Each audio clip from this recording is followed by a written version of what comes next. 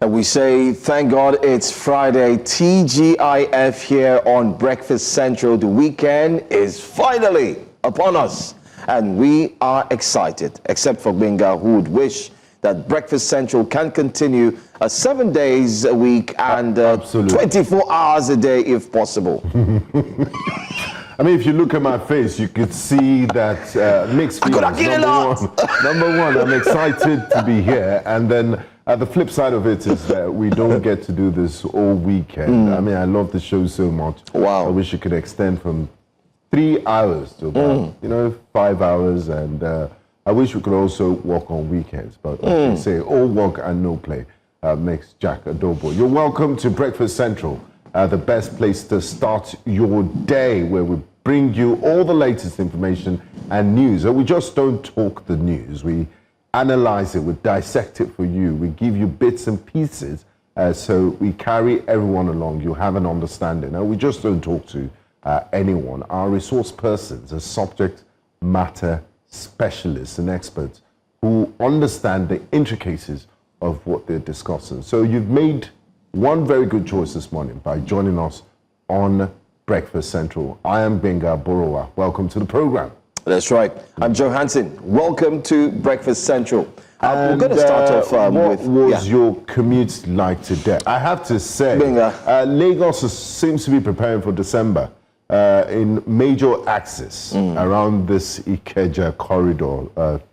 5-kilometer radius of the government house. I've always complained about this. I did a report in March about the street light crisis. But guess what? They've been fitting brand new street lights, solar power street lights.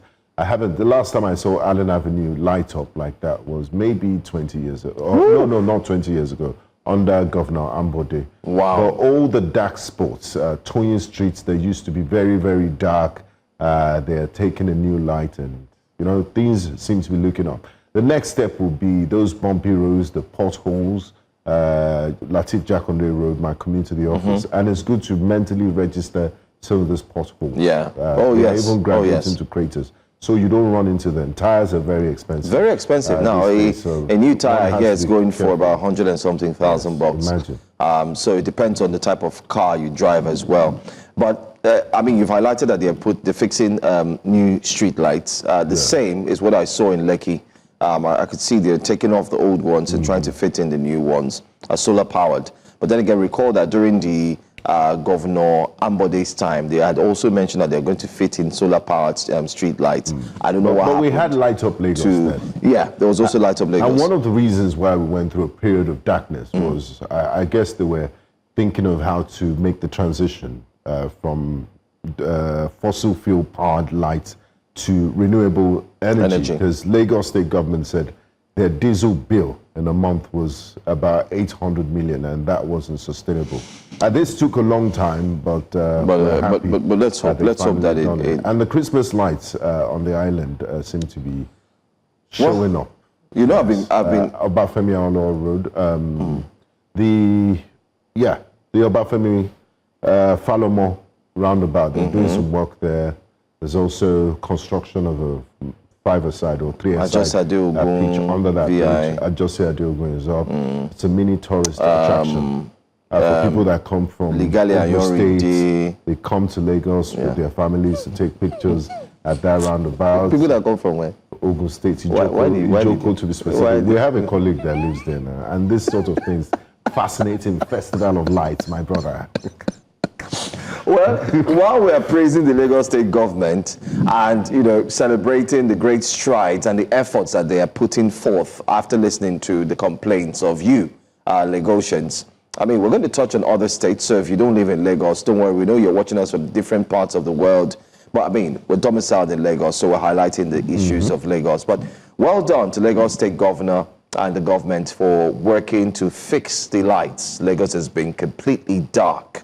And now we hope it's going to be lit in terms of enough light so people can see. But that's not all. While we're celebrating Lagos, this morning happens to be day 4 that Lagos is trying to tell everyone who lives on the Lekki-Ekpe axis that your suffering is about to triple. And Benga, This is what we're seeing. Now, let me explain very clearly to all those who are watching. Lagos State have put out a statement that they will start rehabilitation works on the Lekki-Ajah corridor, and they were going to begin November 21st. Nigerians kicked back, and we also handled it here on Breakfast Central, highlighting the many negatives this repair works will cause. Some of them include traffic, dirty Decembers around the corner. We know the influx of more people, and so on. This is this morning. This is around 5:27 a.m. Wow. I was stuck in this traffic. What you see here is a camera from my car. 5:27 a.m. Stuck. I spent nothing less than about 22 hours on this road just to pass from what's it called? 22 minutes. 22 hours, 22 minutes. I beg your pardon. I beg your pardon. I take that back. 22 minutes. Just to pass, just to get to Chevron from the second toll gate. And a journey that should normally take 2 minutes, 1 minute. Wow. You know? Oh yes, of course. Now that's not all, Winger. The crux of this matter is this. When Lagosians kicked back, Lagos State put out a press release, a press statement. It's been postponed. That it has been postponed. They will no longer engage or carry out the repair works. Their rehabilitation works would be postponed for now. But guess what? On the 21st, trucks were already there, the youth trucks. They started excavating the ground. And I remember 22nd, 23rd, I asked myself, what is going on? There's a press statement. There's a disconnect between the contractors and the government, because they seem to be working in opposite directions. The government says one thing, the contractors just don't care about the inconvenience. They're going about their job, and it's about time the Lagos State Government Commissioner of Information and Strategy comes out to explain what is going on, because this is not sustainable. It is horrible. Imagine that traffic building up at this time. I don't know how school kids are going to, as early as 5:20. So imagine what is going on there at this moment. Yesterday, as at 1:30, I applied that route. 1:30, it was completely chaotic. It was blocked all the way, causing mad traffic. And trust Lagosians and also those who are supposed to maintain law and order, they diverted to the incoming lane, which is to the left, and they started using one lane. And then you ask yourself, what manner of, what kind of, are we in a jungle? What kind of society? Now, the society itself, as a government, you've passed an information. You turn around and neglect that information that you passed, you think people and you're doing something different. Now the works are going on. People are finding it terrible to move around because you get stuck. You now, just like you said, you're going to narrow it to 2 lanes. Why are you doing that after you've told people that you're not going to engage in the rehabilitation work? It just doesn't make sense. They have started. They've started. So I don't think even if the government comes out now, they would ask for patience, that, just exercise some patience, let them finish this work they're doing, and then maybe suspend it further.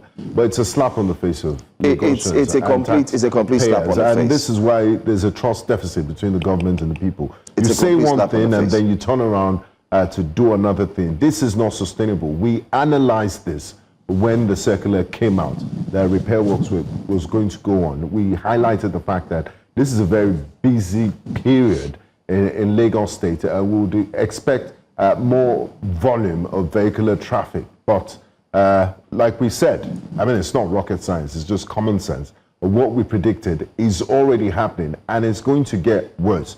People would have emergencies. Time is money. People need to go for their business. Ambulances were using one road, one way. You shouldn't do this repair works. And if you insist on doing the repair works, why can't you do it in the dead of the night where you have minimal traffic? But no, you want to do it during rush hour, during the day. It's really not fair on Lagosians, and it's terrible. If they had been maintaining this road and doing their works in the first place, it wouldn't have to get to this point where you have to do major repair works. Very sad and unfortunate, and I can only feel for the people that live on that axis, because this is some major disruption to their daily lives. You know the sad thing, Benga, just to wrap up this conversation, they don't work at night.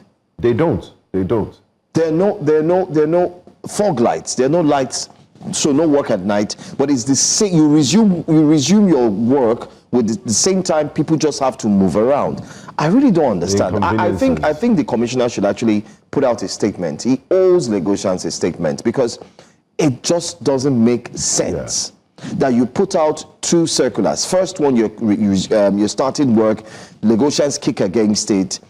You come out and say, okay, fine, we're going to postpone it, but you still go behind them and still carry out the works. How does that make sense? It's really unfair. But let's hope and let's wait and see what happens in the next few days. Yeah.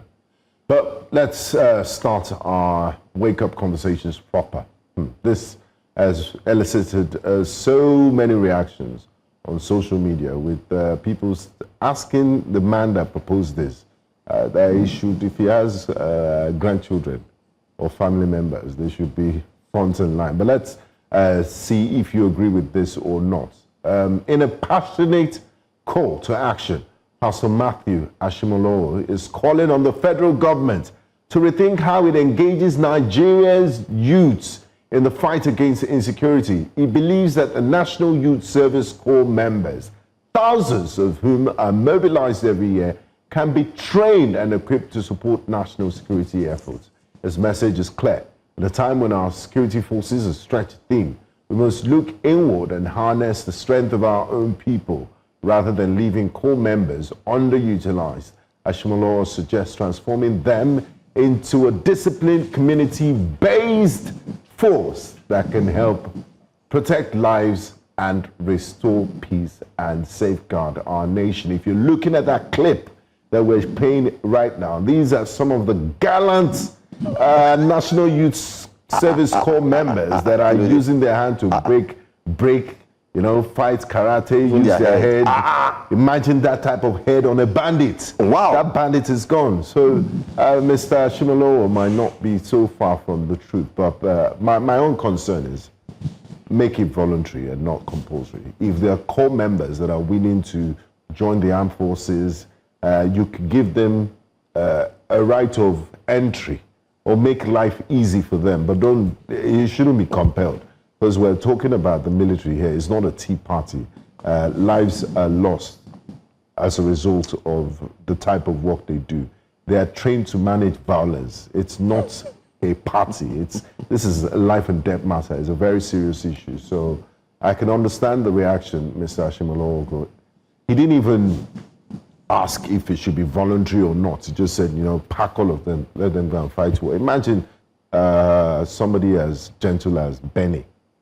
Benny is our intern, by the way, fantastic Youth Service Corps member, just freshly graduated. So he's not collecting that. Imagine him in Sambisa Forest with a...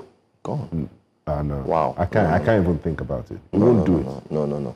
It doesn't all go well with me. No, Does it all go well with you? It doesn't all go well with me at all. But I just have one question. And that question is what I'm going to take, especially when we look at this story. The question is, how come the miracle workers are not, we need them now, where are they? Come and perform miracle now. No, it doesn't work like that. No. It doesn't work like that. If that's the case, they will be in hospitals every day performing miracles. No. I don't agree. I don't agree. Say you can do miracles. Miracles happen, especially when you know that there are dire straits, dire situations, so you have to use miracle to come. Our Lord in Christ, when there was a storm, a heavy wind, he told it to shh. And it hushed. That was back when the people were hungry. Sins are too much. It doesn't work in 2025. That was back. If anybody's doing that... When there was hunger, I used 5 loaves of bread, that was back then. So what's happening? If a man of God is coming out to say, do this, that's just one question I have before I move to any other thing. But my point is, with the powers that have been bestowed upon, in quotes, the men of God, why don't you use the powers now? Control some things, change some things, and so on and so forth. God has given us the intelligence and the faculty all we need to address situations that are facing us. So if we apply ourselves diligently, we'll be able to overcome any challenges, and that's how the world works. Wow, Benga, you should go for some Agborowa ministries. No, I'm just, it's just what it is. It's ethics. Yeah, okay, I understand. It's not bad. Anyway, that's just my question. But aside from the question, we don't know if Nigerians are talking. It would have been nice to see what Nigerians are actually saying concerning that. Let's hear Mr. Ashimolo himself. Okay. I think we should listen to him, so we're not quoting him out of context. You can understand the words of the man of God. Okay, our producers are saying you don't have that video, but let's take a listen. Yeah. All right. Auditor Son says, respectfully, this suggestion misses the point. NYSC members are mostly unarmed, fresh graduates, not trained security personnel. Instead of turning a civilian youth program into a makeshift defense unit, the federal government should focus on equipping and reforming the actual security agencies, investing in intelligence, technology, policing, and addressing the root causes of insecurity. Dragging NYSC members into counterinsurgency is not a solution. It's an admission of failure. What young Nigerians need is protection and opportunity, not deployment into dangerous security gaps created by years of government negligence. And who told Pastor Matthew Ashimolo that there's a shortfall in manpower? All these Agbiros, area boys, NURTW that are there. They're just, you have Nigerians faffing around. Let's go. Don't worry. We'll come back. Nigeria's insecurity crisis isn't born from a shortage of capable fighters. Our forces, I beg your pardon, are ready. What's missing is leadership with backbone and the political will to act. Throwing NYSC members into combat isn't bravery. It's a reckless shortcut that betrays the nation's youth. Okay, that's another one. Daniel Rega says NYSC members are already doing more than enough serving and risking their lives every day doing that. They will not be used as government's tools. All right, everyone is warning. Well, maybe it's because they increase their alawi. The Empress says this man has long left the shores of Nigeria with his family. Just a gentle reminder. Take note. Oga was making sense before. Now he don't enter one chance. What does he mean by that? Is the NYSC the army? Where is the Nigerian army? I mean, only civilians body, then they get power, according to Kogi. Finally, federal government should also train pastors. I love this. It's true now. They are miracle workers. Queen Ezekiel Joshua says federal government should also train pastors to combat insecurity. And that is hit. Wow. Not eat. Hit. Like what is good for the goose is good for the goose. Yes, now. We have said it we're entitled to our opinion, and it's the same way he suggested it. She's also suggested. But let me say this. Yeah. If you come to Lagos, the Southwest, especially the Southwest, domineering the streets are who you know as AKA street urchins, AKA hello area boys. How far? Young able-bodied men, young dogs. Use them. Let's train them. You know why?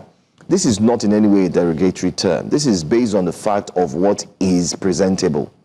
You always see them vibing, angry, always ready to fight, always shouting, wow, wow. So channel it into something productive. So come. You have the vibe.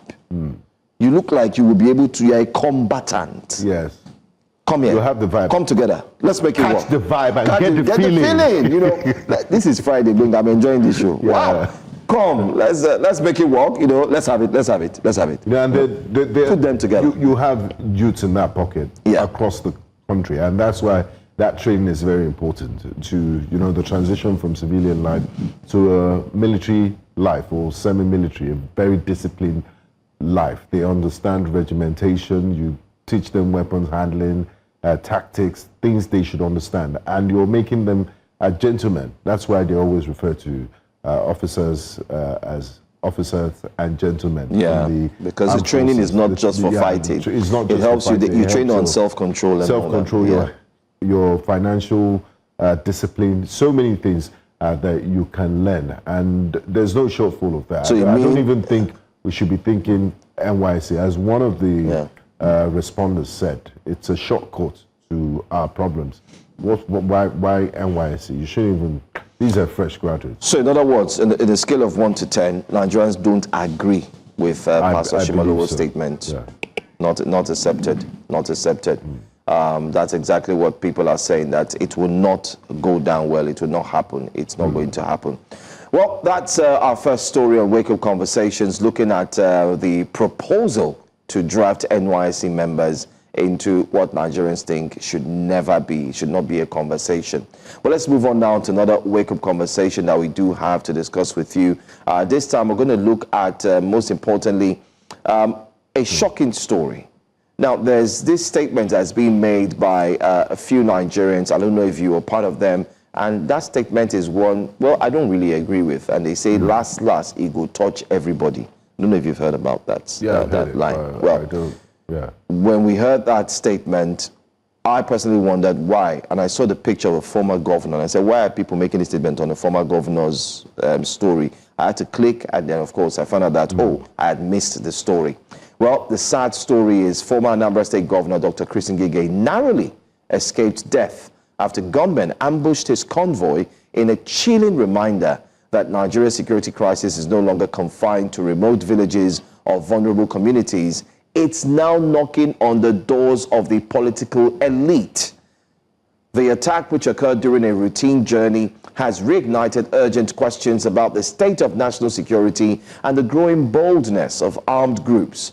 While Ngige emerged unharmed, the message is loud and clear: no one is immune any longer. Perhaps now, with a threat hitting closer to home, those in power will feel a deep urgency to act decisively, as we saw in the responses and tweets under this story on various social media platforms. And, investigations. and updates on this story is that, sadly, one of the security aides passed. So it wasn't victimless. He paid the ultimate price and lost his life, which is very, very sad and unfortunate to hear this sort of news. Terrible, terrible times. Very sad, very sad. Well, the SSA to the FCT minister also put out a tweet. This also included other politicians who equally put out statements. Larry Olayinka says, lady recording attack on Ngige's convoy shot dead. An unidentified lady has been confirmed shot dead during an attack on the convoy of a former governor of Anambra State, Chris Ngige. According to a former spokesman of the former Minister of Labour, Fred Chukwulobe, in a statement, the attack occurred on Thursday, just yesterday. Now, Chukwulobe said the attack occurred on Wednesday on the Nkpo Nobi Road in Idemili North local government area of Anambra State. He said Ngige was not in the convoy when the attack occurred, but a policeman in the pilot's car was shot and his gun and uniform taken. He said the suspected assailants were dressed in the police and army uniforms. He added, unfortunately, a lady who was recording the shooting was fatally shot by the gunmen. A shop owner who raced to find out what was happening was also shot, but he only lost a lot of blood and will be operated upon soon to remove the bullets. He is expected to make full recovery. The pilot's car was riddled with bullets. No policeman was killed, and the escort leader who was shot has been operated upon and is expected to make full recovery. So that's the update on who. So the policeman actually is going to make it. He will survive. The shop owner was lucky as the bullets didn't lodge in his spine. Oof. I just got off the phone with His Excellency and he confirmed the development, promising to do all he can to ensure that those injured receive adequate treatment. He also commiserated with the family of the unfortunate lady who was killed while videoing the scene. The police in Anambra State is yet to officially issue a statement on the incident. I'm worried because these persons who committed this act were dressed in police and army uniform. And we are living in a time where this is Dirty December. And in Dirty December, I'm just using the word Dirty December because let's just say the festive season. The festive season, you have a lot of people moving around and security operatives everywhere. And they're all dressed up. So how do you identify who is true? Who is genuine or not? I mean, and this calls for, I'm surprised that the Anambra State Police Command has not issued a statement on that very unfortunate incident that happened with the convoy of the former governor, Mr. Chris Ngige. We really have to step up the security situation, do something about it across the country. And I'm very happy that Mr. President has deemed it fit to declare national state of emergency, but it should go beyond just talks and rhetorics. We need to see action, and hopefully the police will swing into action and apprehend those responsible. Because you don't want a situation where civilians are second-guessing. Because when you see a police convoy or a military checkpoint, you're not really sure if they are real security men or the men of the underworld that carry out those sorts of despicable attacks. So security needs to be tightened all across the Federation, and justice must be served. But let's take a listen. Not take a listen. Let's look at what Nigerians are saying with regards to this incident. Grace says, wasn't there an order given to withdraw all policemen from VIPs? Can you imagine where Grace is going to? Ha.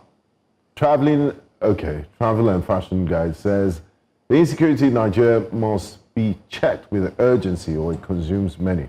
Reiterating what I said. Ramadan Eniola says, these people really don't have fear now. And as much as we take this rubbish from them, they will start to think highly of themselves. Now that they've started attempting to attack politicians and big people. Observer says, Niger, more footage of the attack shows militants arriving on the site. The base, okay, this has nothing to do with the story we just shared.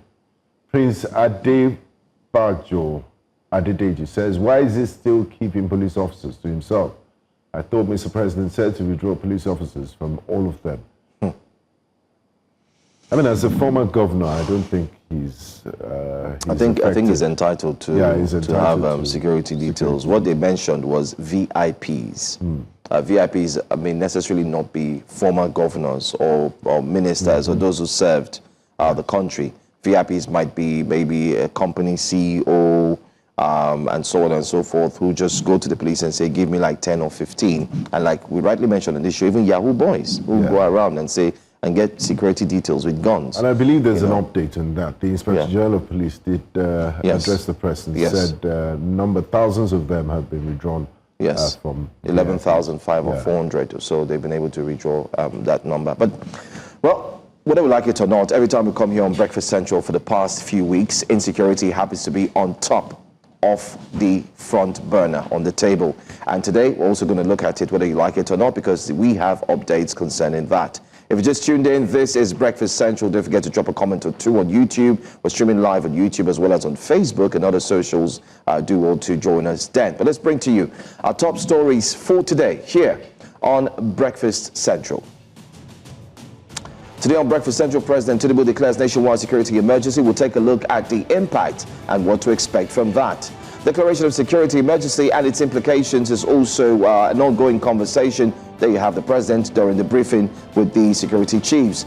PDP accuses 3 judges of bias, and they did put out a letter writing to the CJ and possibly young parliamentarians voice concerns, especially over rising insecurity. The voices must be loud and heard.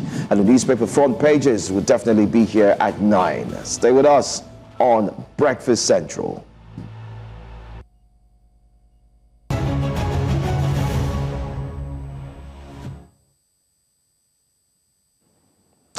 Welcome back. Communities truly are in fear as we're starting to see a widespread of insecurity in different parts of the country. But have no fear, because that conversation is what we're about to have. President Bola Tinubu has declared a nationwide security emergency and ordered the Nigerian police and armed forces to recruit additional personnel to tackle rising insecurity. The president directed the police to recruit 20,000 new officers, bringing the total planned intake to 50,000, and also authorized the use of NYSC camps as temporary training facilities. Now, he also ordered the development of trained forest guards to flush out terrorists and bandits. He urged the National Assembly to review laws to enable state police and called on religious institutions and local authorities to improve security measures in the country. What does this mean for the long-term strategy against banditry and terrorism in Nigeria? Joining us this morning for this very important discussion are security consultant Patrick Agbamu and principal partner Monarchy Associates consultant Akikumi Von Thomas. So one welcome to you, gentlemen. Thank you so much for joining us this morning. Good morning. Central. I'd like to start. Good morning. Good morning. Good morning. I'd like to start with you, Mr. Von Thomas. This state of emergency that has been declared by the president, what are your expectations and what makes it go beyond mere words, semantics, into necessary action? What does this mean for the state of security in Nigeria as we speak? Except there is a special team that is put in place to train them beyond all those we have on ground already.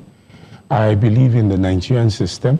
We have very strong teams put in place for all what we're already going through. Why they are not put to use is the question.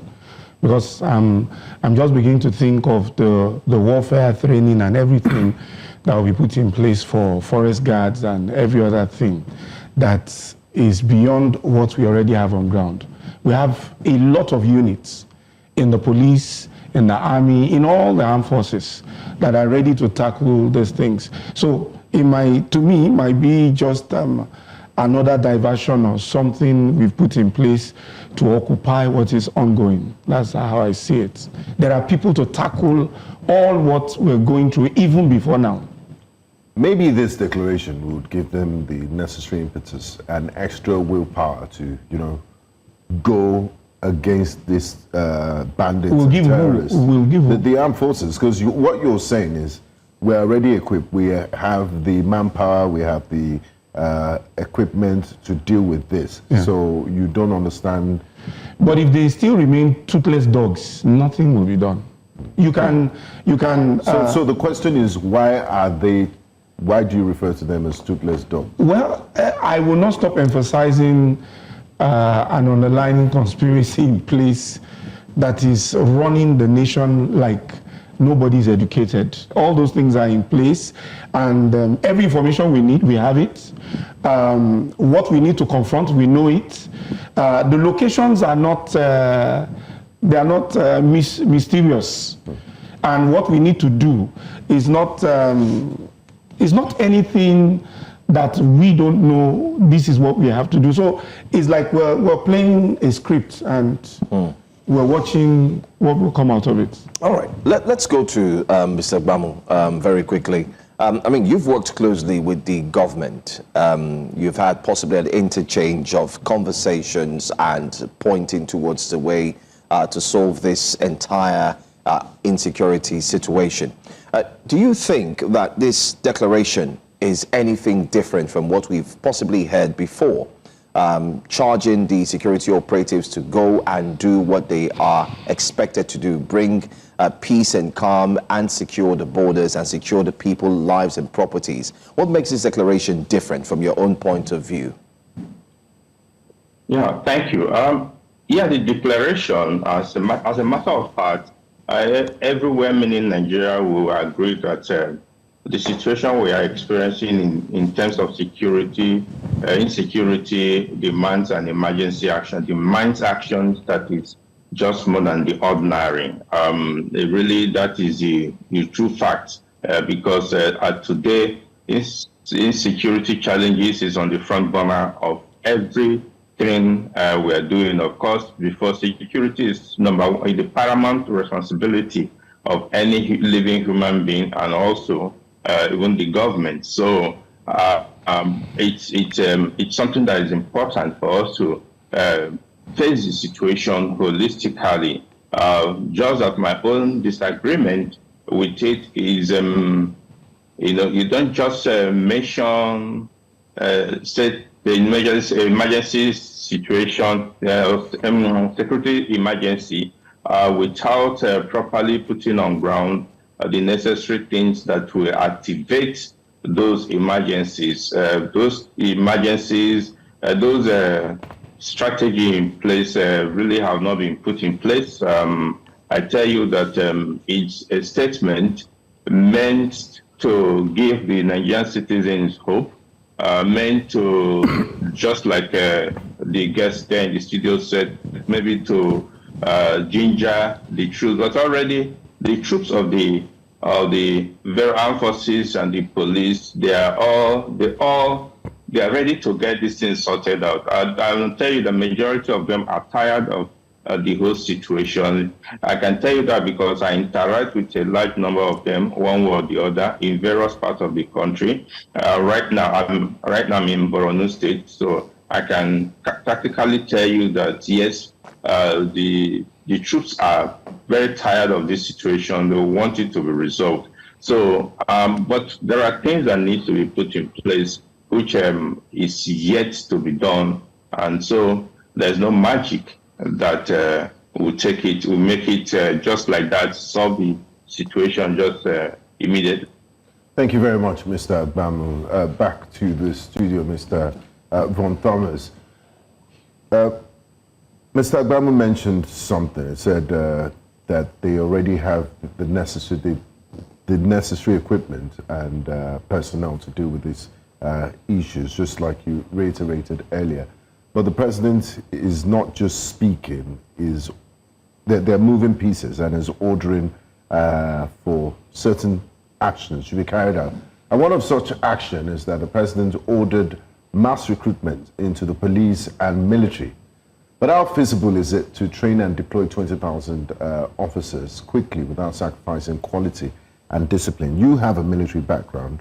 Where we went to secondary school, there was a bigger, we were in Chindit barracks, and you had Depot Nigerian Army. That's where you train the recruits that join the army. My question is, how long will it take, as a security expert, to train a disciplined fighting man in weapons handling and all other necessary areas? And then, are you going to deploy this new 20,000 or X number of new recruits to the front line, or they act as a buffer?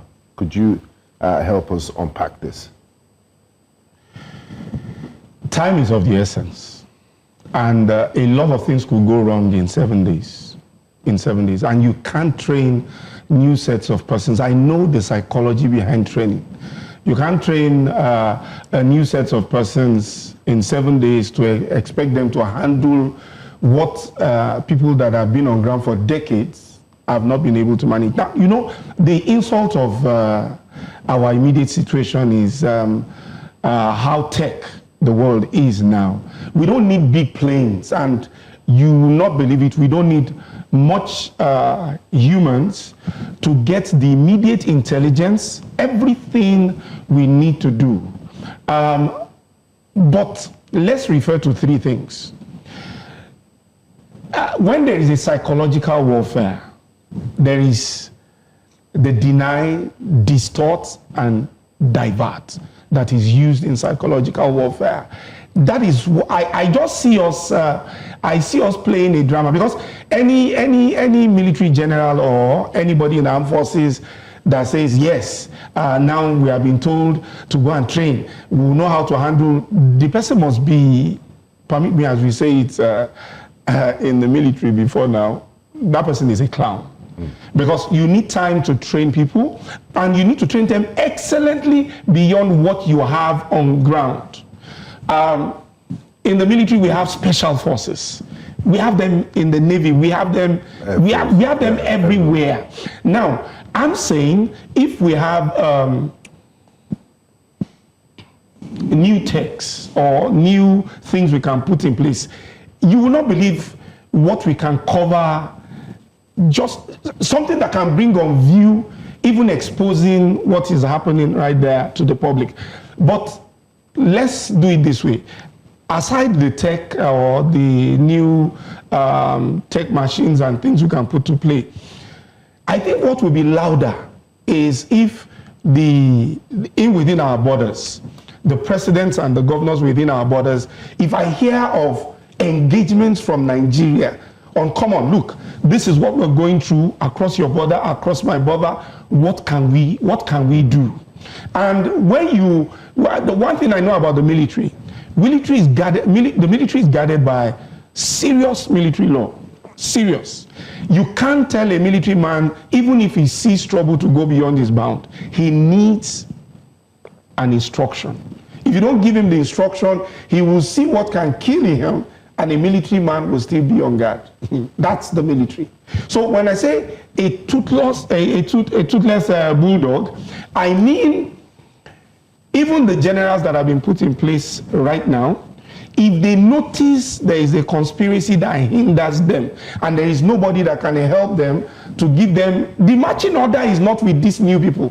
The marching order is with those that are already in place. If there is no policy or anything holding them bound, if the Air Force, new Navy, new Army, service chiefs said, look, I employed you people for what I know you can do. Let's work together. I empower you, and they're not submitting to any other. I tell you, these people can bring good results, strong good results. And the training that has been put in place, I've said it. You can't train anybody within 7 days and expect good results. I think we should throw the same question to Mr. Agbamu. Mr. Agbamu, do you have any other thoughts concerning how these new recruits, when they come in, they will be able to function appropriately? And I also like you to look into the aspect of remuneration, because this is very key. I mean, this is a motivating factor as well. Yeah, in fact, the truth, just yesterday I was discussing with some people. I said, listen, the recruitment exercise that the president had just declared is not visible immediately, because he wants police to recruit 20,000 additional force. First and foremost, where are they going to get them from? Yes, we have so many unemployed youths, but mind you, the last recruitment exercise that police carried out, they found it very difficult to even fill the 10,000 slots that was given, and difficulties. When you check out the number of those who, check out the sponsors of those who were selected, they were majorly sponsored by politically exposed persons, and who have brought some of their members of their constituency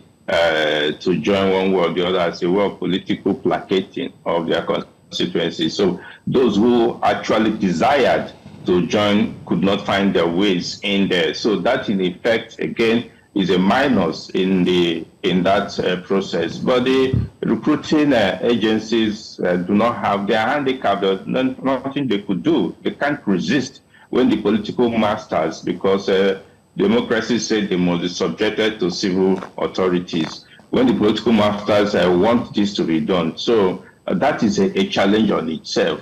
Two, already as we speak, even accommodating the 10,000, which is the initial this in the various police training institutions, is difficult because the facility, the infrastructure is not non-existent, and that initiated the move when the president set up a committee of 3 governors and the former inspector general of police to go around and review the state of the different police institutions.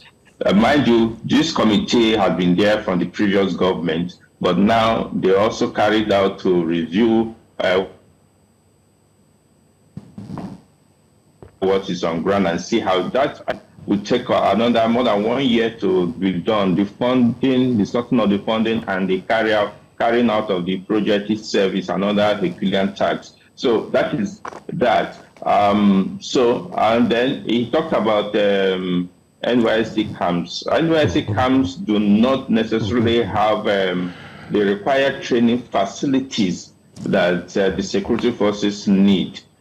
Some of the NYSC camps are other former secondary schools and all that, and we know what happened. So really, giving the marching order for the recruitment, yes, it's good to have more hands on deck in this because our ratio in terms of security presence is very, very small. But you need to put the enabling environment for that training, for the training condition to be able to carry out effectively what we are meant to. Then, the fact of the remuneration, like you talked about, of course, definitely is one of the things that needs to be done, because to be able to convince more Nigerians to join, you need to increase the remuneration. What they have now is nothing to write home about. So you need to do it. So, and all these things, there's no budgetary allocation for it for now. All these things we're talking about. Yes, I agree that there could be supplementary budget, there could be in to be solved. But how well will this help in the immediate effect to secure what we need for the immediate solution? So that really will not be the issue. I think that there are things that could be done in the immediate to get things improved in Nigeria than the so-called 20,000 recruitment. Thank you so much, Mr. Abdullah. Earlier in the week, we had some cheering news of the return of kidnapped students in Maga, and also the church in Kwara. The spokesperson to Mr. President, Mr. Bola Tinubu, said that the kidnappers in Kwara State, Eruku, released the kidnapped victims, knowing, because they knew the consequences that was going to come on them if they failed to do so.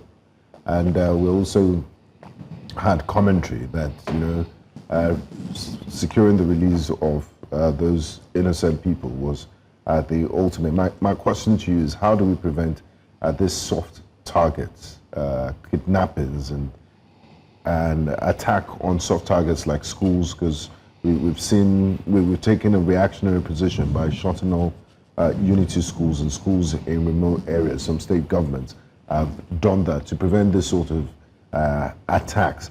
Are there any implications? Do we as Nigerians need to know what really happened? And does the government owe us transparency, knowing if they paid a ransom, if the military was involved, or do those threats really suffice, as Mr.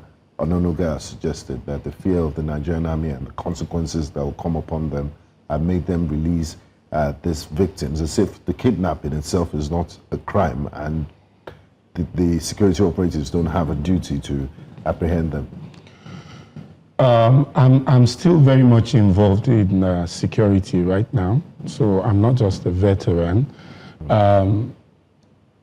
When you profile the videos that I don't know how they sent it to us about when they were questioning those children, if they were beaten, if they were comfortable, I challenge people to look at the background of that video, the nearby terrains that was close to that place. It's not a forest.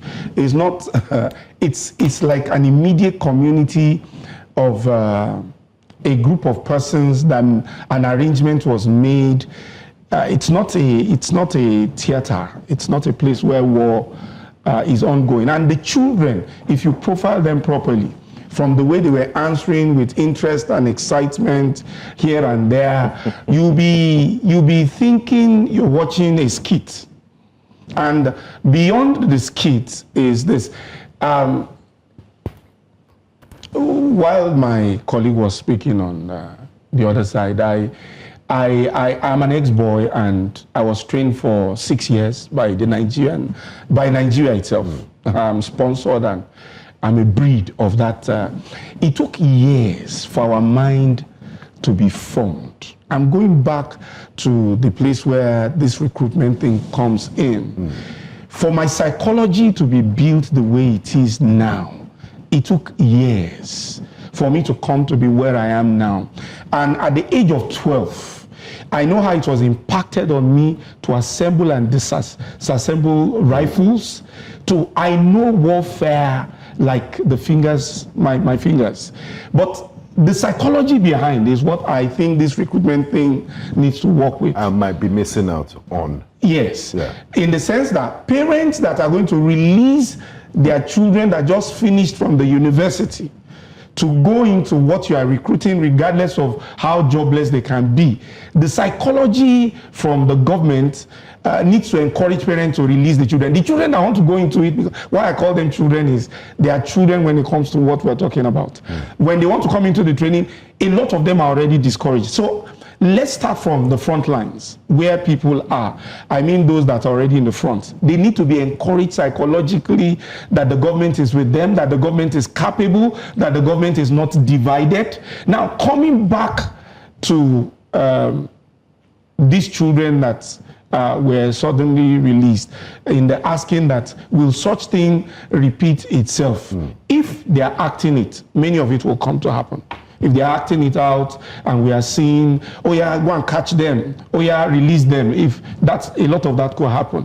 But it's a place where immediate community, because I was listening to where they released those children, and the mention of those that their lives were lost was not an issue. It was not mentioned any longer.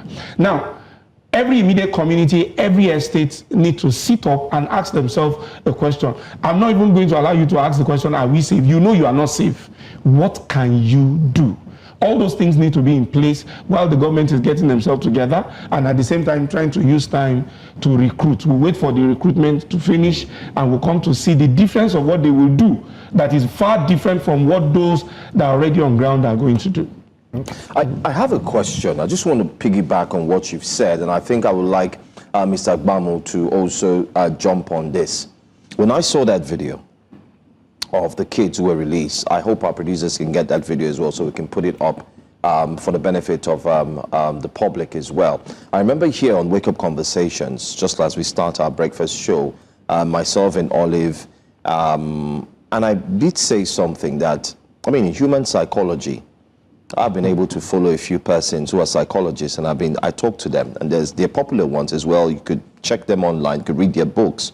They have this thing they call the facial expression in psychology, that from your face you could tell, yes, body language, facial, you could tell if somebody is, e.g. if somebody needs to use the restroom, from the way they carry their body and their face, you could tell something is wrong. And they also linked it to security. If someone is in danger, if a woman, exactly, if a woman is always battered by her husband and she starts to give this feeling and you're watching, you know. And I saw the children. I did remember mentioning it on Wake, and I said, the way they were happy, their facial expressions, the excitement didn't look like they were kids who were likely kidnapped. But let's watch. We do have experts in the house, so I'd like them to also highlight what they see. Let's just watch the video. We'll be right back. Okay. Okay, you? Okay. Number what? Number 5. Number 4. You number? 6. Number 5. 5. Okay. Who is the next number? 6. Okay. Your name? The next number? Number what? Number 7. From Okay. Call your number first. Number what? Number 8. Maria Elias from SS3. Next one. Number 9. Amina Elias.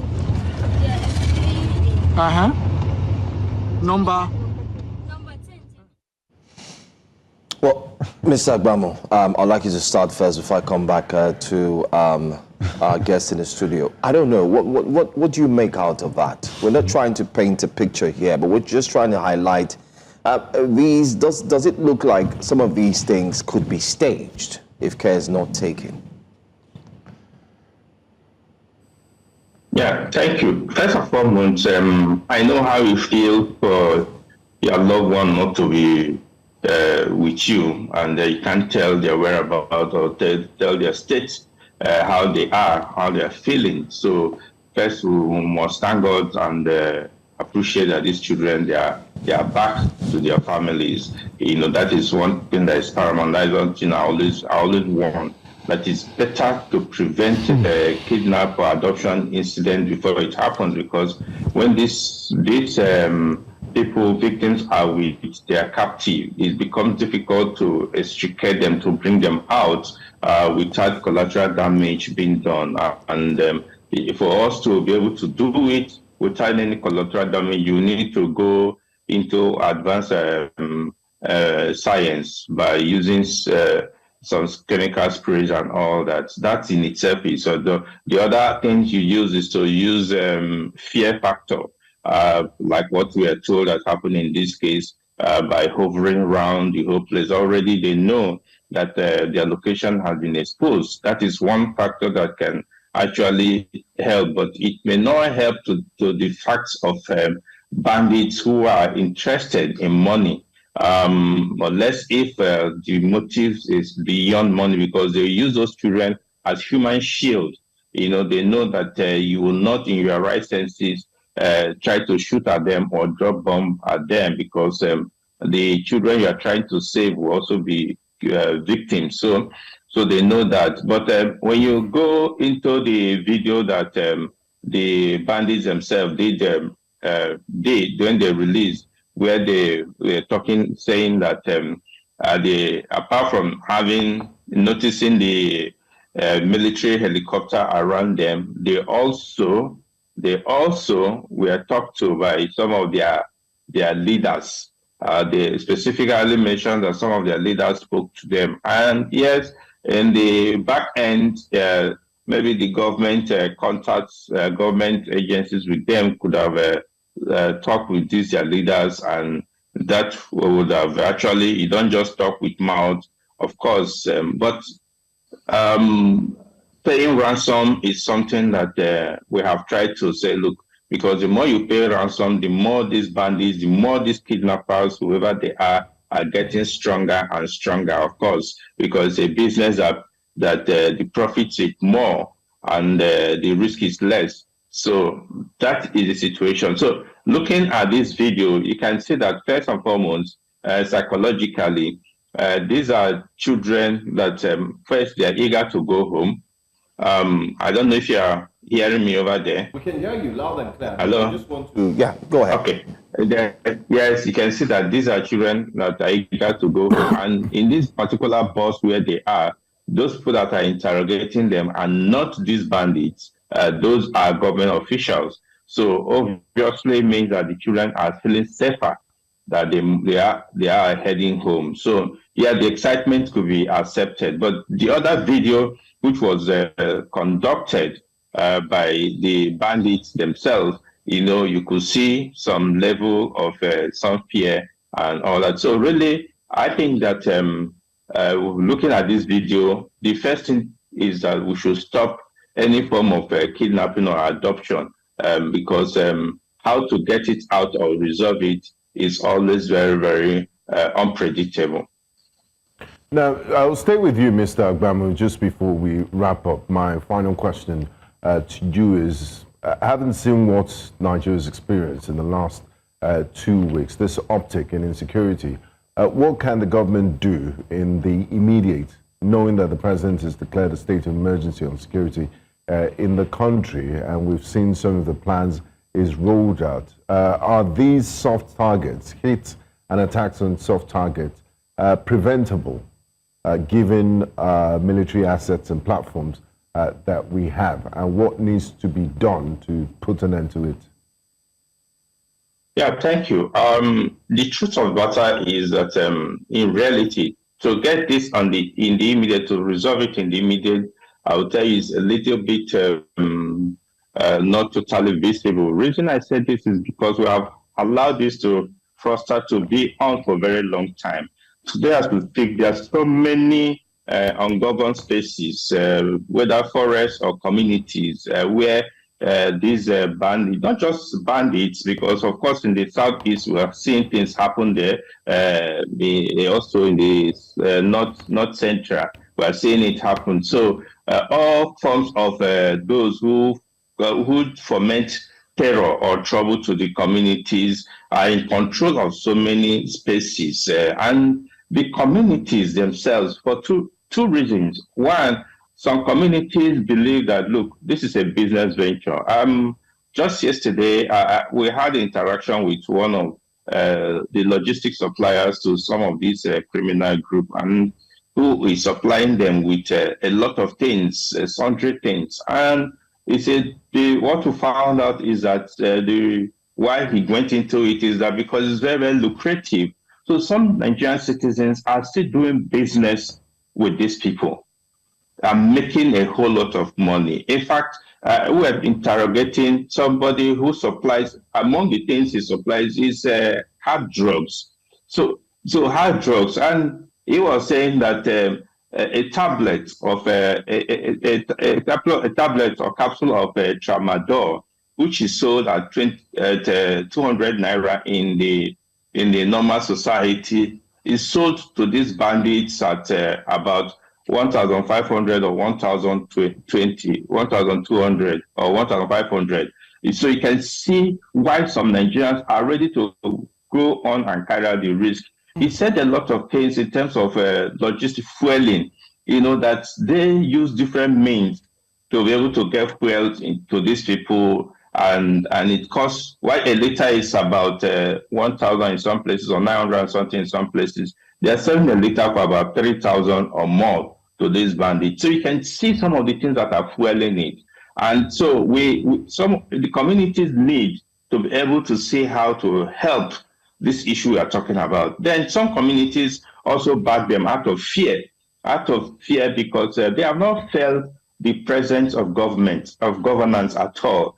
Look, I tell you that government, as we have in Nigeria, particularly at the subnational levels, local and state level, are only present at the headquarters or at the capitals of these either local government headquarters or state capital. Go to the rural areas, the remote areas. I traveled to a community that ordinarily is just less than 30 kilometers, but it took us more than 1 hour, 30 minutes to get there because there are no roads. So in effect, the people who can access them easily are these bandits or these terrorists who can come with motorcycle from any angle and interact with them, give them some handouts, which is what they're doing. They are carrying out their own psychological warfare by trying to buy the people on their side, giving them some handouts in terms of anything. We've seen a situation where the bandits, after collecting money from ransom, got some motorcycles and give to some community youths who are using it either to, in the meantime, before they are called for any operation, they use it to carry out surveillance for this bandit. They also use it for commercial activities to make money to themselves and all that. So a whole of society approach is needed, and a whole of government approach is needed. And that is the only solution, because one of the things I know, of course, is that there are communities, I can tell you that you can go there, when you go there to try to carry out a forceful attack or bombing, there are people, Nigerians, that are living around them, and they know them. They know where they are. You can't bomb those people because, of course, that will become international crime because you are bombing your own citizens. And that is why there are restrictions by manufacturers of some of the equipment we are having for us to use it in some areas. As we speak, the Super Tucanos that we bought, with 12 of them that we bought, cannot be used in any other place other than the northeast. That is the instruction the people who sold it to us gave it to us. And the same issue with some of the drones that we have. We have a very powerful drone unit platforms in both the Nigerian Army and the Nigerian Air Force. But these things cannot be, because some of the people who supply the government say, look, you cannot use it in this case, cannot use it in this case. So there are a lot of issues that are even beyond the security forces. Not that they are not willing to do their work, they are very well willing, but there are things that are factors that are not internal, which is inhibiting all these people. While the people, the citizens, innocent citizens are living, some are living among these terrorists, among these bandits, the pressure from outside. Mr. Bramo, unfortunately, we are out of time. We're completely out of time. Time is well spent. I want to believe that we would have to invite you again, especially with these insights you're sharing concerning the places you've been, and you also just told us you're in Borno State. We would have loved to ask more questions, but because of our time constraint, we can no longer continue with this conversation. But do grant us another opportunity next week so we can have you back on Breakfast Central, as well as our in-house security guest here. Thank you so much for being here. Thank you. Well, the conversation continues. Questions are still being asked. Are some of these acts a charade just to make the president look bad? Well, all of these and much more would like to cover as the week continues. But first off, we'll go on a quick break. Our next conversation will focus on some of these and more. Stay with us.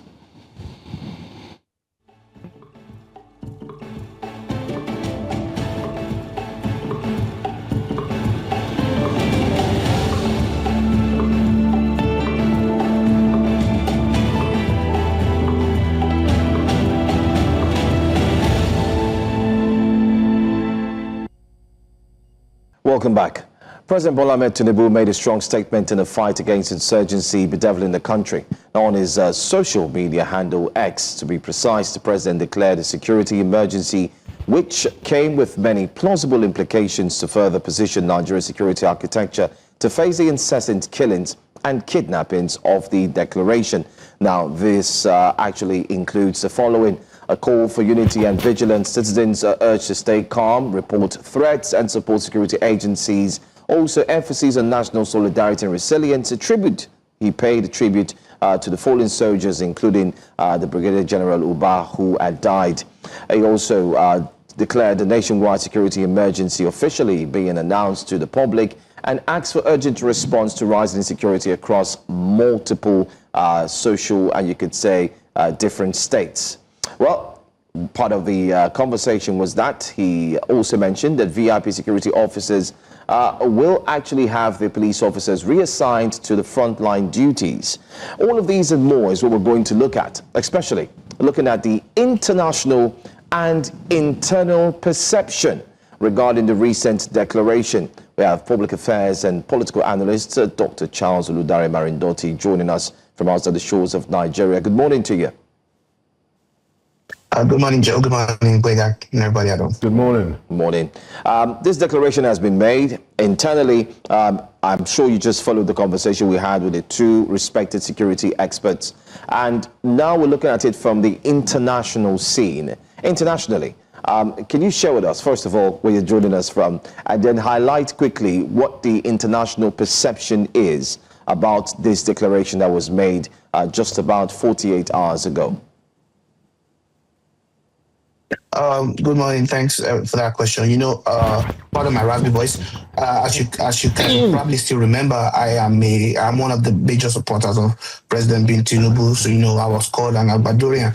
And I think back then, the Agbado statement was that there was a security emergency. So now that we are just, declaring that security emergency, I'm a little bit, shocked to learn that, because I thought we had always had the security emergency for a very long time. But, the international attention that, President Trump and, a lot of people brought to this probably heightened the media attention, and then probably triggered the, over the increase in the repetition of the attacks. But for me, this whole international attention is not as important as the local solution that we need to find to our own, priority security problems. We have always been in a state of security emergency. It didn't just, come, but maybe now that President Tinubu has announced it, the VIP withdrawal of troops was a part of the manifesto. So that should have also already been done, because we have always had this issue with insecurity. But when it comes to the solution to this thing that has delegates in the US cannot solve our problems. The US was in Afghanistan. They did not solve the security problems of Afghanistan. The US was in Iraq. They did not solve our problems. And like the two respected, security analysts said, the local people, they know these people. Why is it that these local people would trust these bandits, and probably some of them even in the logistic support, as opposed to the Nigerian military? Is because these people feel stateless. And that is why we had always advocated for community policing and state policing, and the restructuring of the Nigerian state, which would have given the people in the community the power to defend themselves. Your channel and the whole of Nigeria reported about what happened in Ayetoro in Kogi state, where some people were kidnapped, and within hours, the vigilante groups within that security mobilized against them. 2 people were lost. despite their inferior arms, but they were able to rescue those people immediately. That is because the people there had an architecture. Those could have been members of the Ayetoro Kiri police department that would arrest the remaining bandits and prosecute them. But when we are a security agency, it is not going to work. And that is why I am personally, as an Agbadorian, quite disappointed in President Tinubu, because one of the reasons people like me supported him was because he was Mr. Restructuring. He stood for that. And I can remember a lot of my idols in Ondo State, like Sendesi, they mentioned, give us state policing, now we'll solve these internal problems. And in 2024, 2023, when he won, Professor Wole Soyinka said restructuring has to be the mainstay of the function of the next government. In 2024, when he went to visit Ondo State after Akeredolu died, the elders of Afenifere, Pa Fashion-Ranti, Olufalaye, His Royal Majesty, asked President about the restructuring, and then he started talking about the economy, and then he repeated the same thing during when the Patriots requested for restructuring. Had he done this restructuring, we wouldn't be facing this spate of policing right now. And I'll give you an international example. Yesterday, 2 Patriots, members of the National Guard in the United States, were shot right in front of the White House. But guess what? Washington, D.C. and the other intergovernment agencies have taken charge of the investigation, and they've arrested the person they are investigating right now. The country moves on. We get much more gun violent deaths here, but because the police is disseminated, people are able to take care of it. But right now, all these kidnappings that is going on, it is the president that has to respond to each and every one of them. And he is one man. He cannot divide himself into 36 states or 773 local governments where a lot of things are happening. You may not know, but over this weekend, there was a man that was returning from Akure, where he went for his son's convocation, and he was kidnapped in Kogi State, and the family had to pay ransom. He was just released yesterday. Is the military or the Betokun, the IGP, aware of this? They are not, because it is too omnibus. They have failed to do the restructuring that the campaign done. I guess maybe like the Femi Kuti song, they don't bobo our papa now, because this restructuring should have been, he should have come out of the door since 2023, and by now we should have had more devolution of policing force to the communities where these things are occurring. If you make the people feel powerless, if you make the people feel stateless, they will not be able to defend themselves, and that is the genesis of the problem that we have right now in Nigeria. Now, Dr. Marindoti, you seem to be of the opinion that Nigeria needs to seek domestic help and deal with its insecurity issues by looking inwards, but the government and its handlers will think otherwise. Because, how do you make sense of the fact that in the height of this uptick that we've witnessed in the last few weeks, the Inspector General of Police, the Chief of Defense Staff, the Director of the Nigerian Intelligence Agency, and a few senior security government experts were in the United States to meet a member of Congress to discuss some of these issues, and also the Secretary of the War, Pete Hegseth. I did meet with National Security Advisor Malam Nuhu Ribadu just last week. So it means that there are conversations on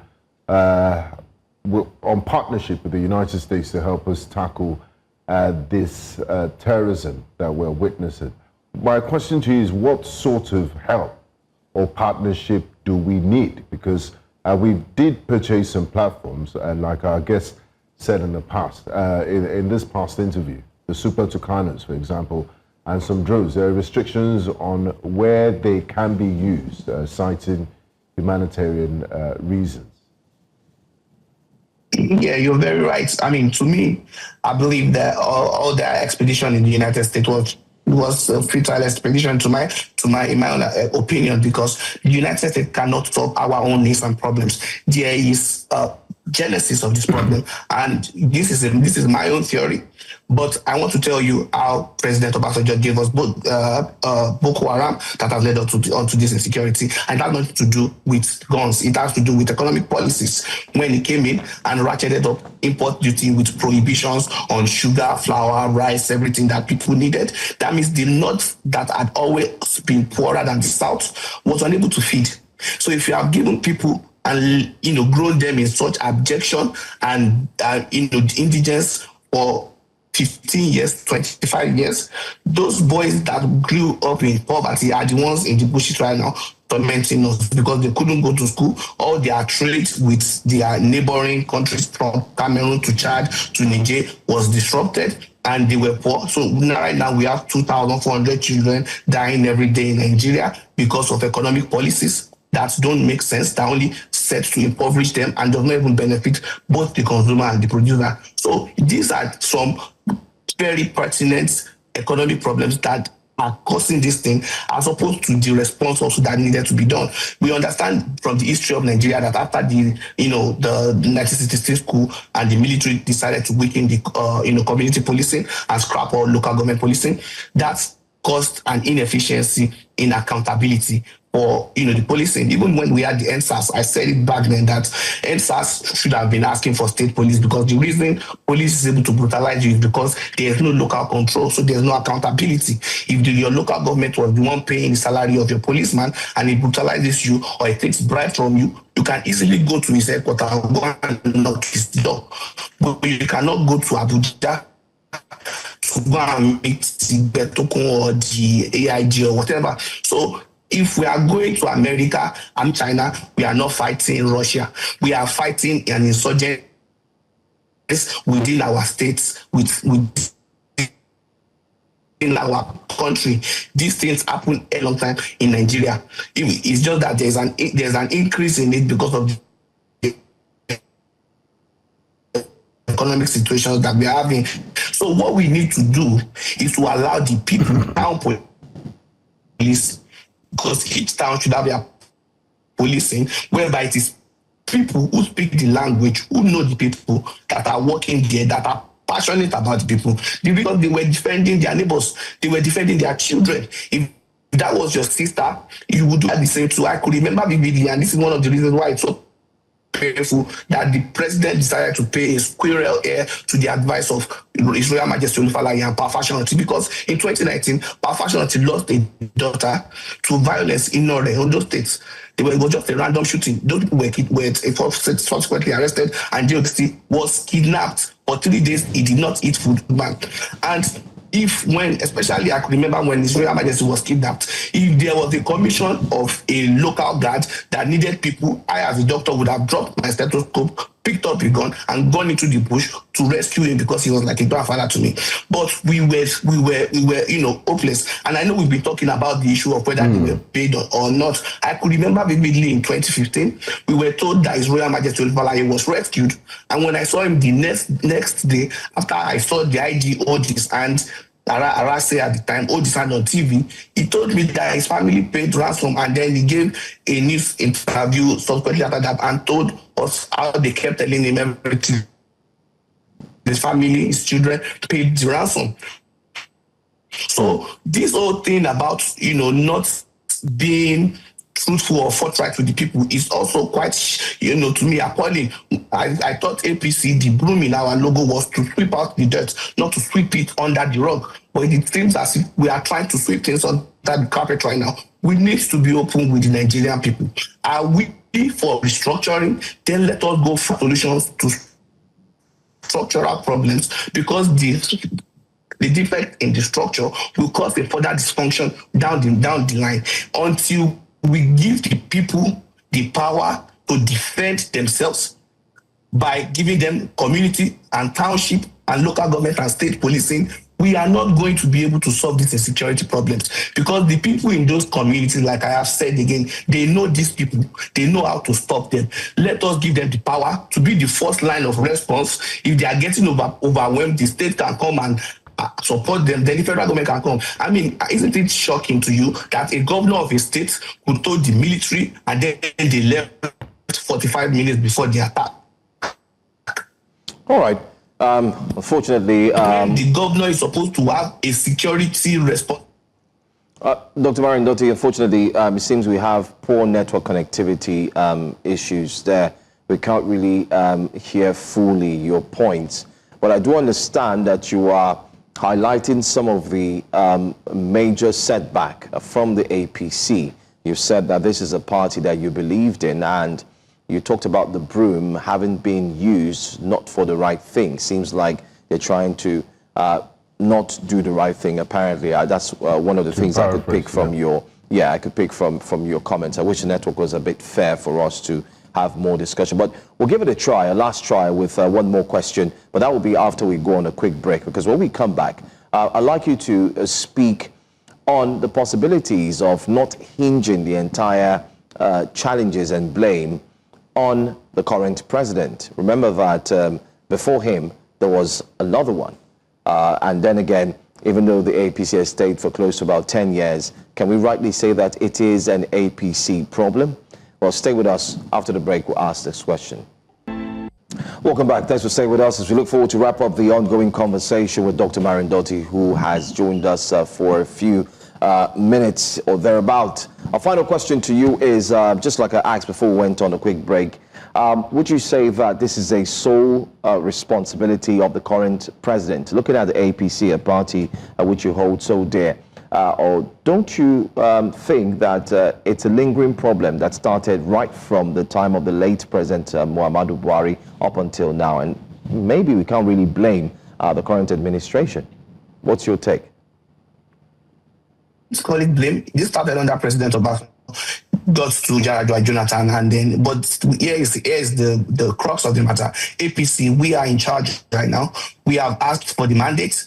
The president said with his own mouth that I inherited the assets and the liabilities, so the buck stops with him. So we have to put all the responsibility, not blame, not guilt, but the responsibility. We came in with a promise of restructuring, and we have failed to deliver, or at least we have kept on kicking the can down the road. It is high time we stopped and address this hydra-headed monster. And also, we need to do the economic part.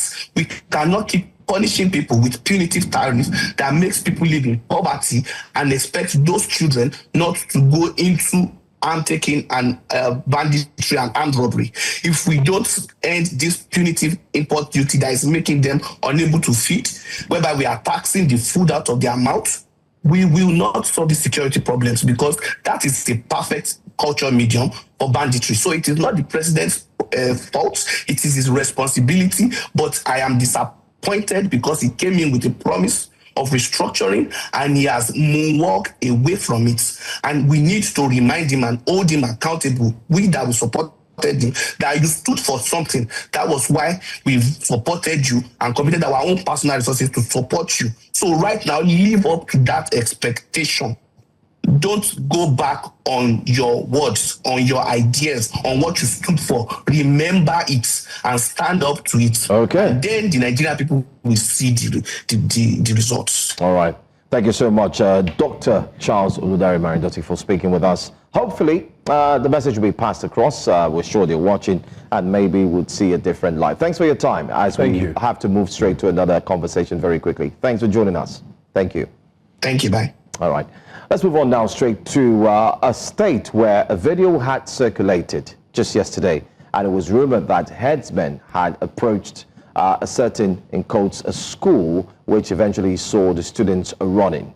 Many have said the video was fake, it was artificial intelligence and so on. But this morning on Breakfast Central, we're being joined by Mana Balabobo, our correspondent, who is live right now to give us insight into that seemingly, that video and that conversation. We heard that there were insurgents that had stormed Kogi State. So, how true? Yeah. Mana, can you give us an update on that and your current location? Right, good morning, Joe. I'm standing just in front of the Kogi State Polytechnic, and of course the institution where we saw students in that particular viral video running out of the school premises. Well, that video of students running out is actually real, it's not AI. But the fact is that we had asked the students while they were running, they're running because of fear of a possible attack. So let me just narrate how it happened. So there was this park in Kogi State called Obajama, which of course houses the bandit and factory. And there was a particular drilling of borehole. So people in that community, because of the noise, felt that there was a likely attack that was, ongoing, they started calling relatives around Selele, Krosha, Dango, so which caused a lot of panic, because even while that was going on, while that pandemonium was going on in the school, I was actually in Osara, which is Kogi Central, for an event coverage. And while I opened up my social media, several people were just posting, bandits are in Lokoja, bandits are in Kogi State. So you see that fake news was just spreading all across the board. Even while I came here, I was speaking to, one of the women who owns a shop here, who actually saw the students coming in, also attested to the fact that it was all fake news. Someone had called one of the students on campus and then told them that bandits are already in Dango Krosha, and this particular area is not so far from the Kogi State Polytechnic. And then they started communicating the messages, and then it was going viral online across the state, and then all the students started running out. I even spoke with one of the lecturers this morning, and he told me that he was asking the students while they were running, why are you running? And none of them could even give a valid explanation. So because the state of insecurity in the country, is keeping everyone, at bay, keeping them, just fidgeting and just concerned and worried. But of course, the state government has reacted to some of the things with the press statement released by the police that there is no bandit attack anywhere in Krosha, Selele, or Dango. So it was just that scare, that escalated. Thank you so much for that update. Mana, just before we let you go, I mean, we've seen how fake news can travel far, and the clip we were showing was a TikTok video, and it says, bandits don't enter Lokoja. So at which point in time could you confirm and ascertain the true situation of things? And when did calm finally return to the area? When did you confirm and how that this was fake news, and categorically tell us that there are no bandits or incidents of insecurity there? So, of course, when the videos were going viral, most especially with students on Kogi State Polytechnic, the police, they had intelligence, and they had already called the school management, even the school rector had, put out on his Facebook that there is no bandit attack here. So that also helped to reassure residents in the state, and also the synergy between the security operatives, because when that pandemic was going on at the government house, there was a peace and security council meeting that was ongoing. So it was like, okay, how can something be happening, in our own area, and we are not aware of the attack? So then she also confirmed that, legit, that this particular video was not real, and that the news of attacks that was ongoing was fake. The particular point, where that bubble was being drilled, a video was reported and also circulated online, telling people that there is no cause for alarm, because even when the news of the attacks was going on, they had reached out to Commander Jerry Omagara, that's the security advisor to the Kogi State government, who had told them that they should continue with the work that they were doing. So there was no cause for alarm. Even yesterday, there was a video of a possible attack along the Obatana-Osokosoko road, which is also not far from Lokoja here. And, from the development I've heard this morning, there was a particular bus, where it was alleged that kidnappers had come to kidnap some of the passenger. But this morning I'm hearing that that is not true. That because of the panic, those who were traveling, all the way from Lagos to Abuja, actually, they had to stop because of the news of a possible attack. So some of the passengers have run into the bridge, so they thought they were kidnapped. So that's the development this morning. All right, thank you so much. Thank you for bringing us an update. So there's no cause for alarm, and we do not want to share fake stories, especially those who do not hesitate to share on WhatsApp. Thanks for joining us, and we'll get back to you with more updates. Thanks for your time, Mana. Thank you, man. Thank you. Thank you. All right, let's move to our next conversation now. Very quickly, our guest is in the waiting room, and it's got to do with a story, Binga. Yes, back to politics. The People's Democratic Party, PDP, has raised concerns over a recurring pattern in the assignment of its case to 3 judges at the Federal High Court in Abuja. In a petition dated November the 19th, Taufik Arapaja, National Secretary of the PDP, wrote to John Soho, Chief Judge of the Federal High Court, expressing unease over the repeated allocation of the party's matters to Justice James Omotosho, Peter Lifo, and Mohammed Abdulmalik. The party alleges that every single case, whether filed by or against the party, has been routed to this trio other judges in the same, despite the presence of 9 other judges in the same division.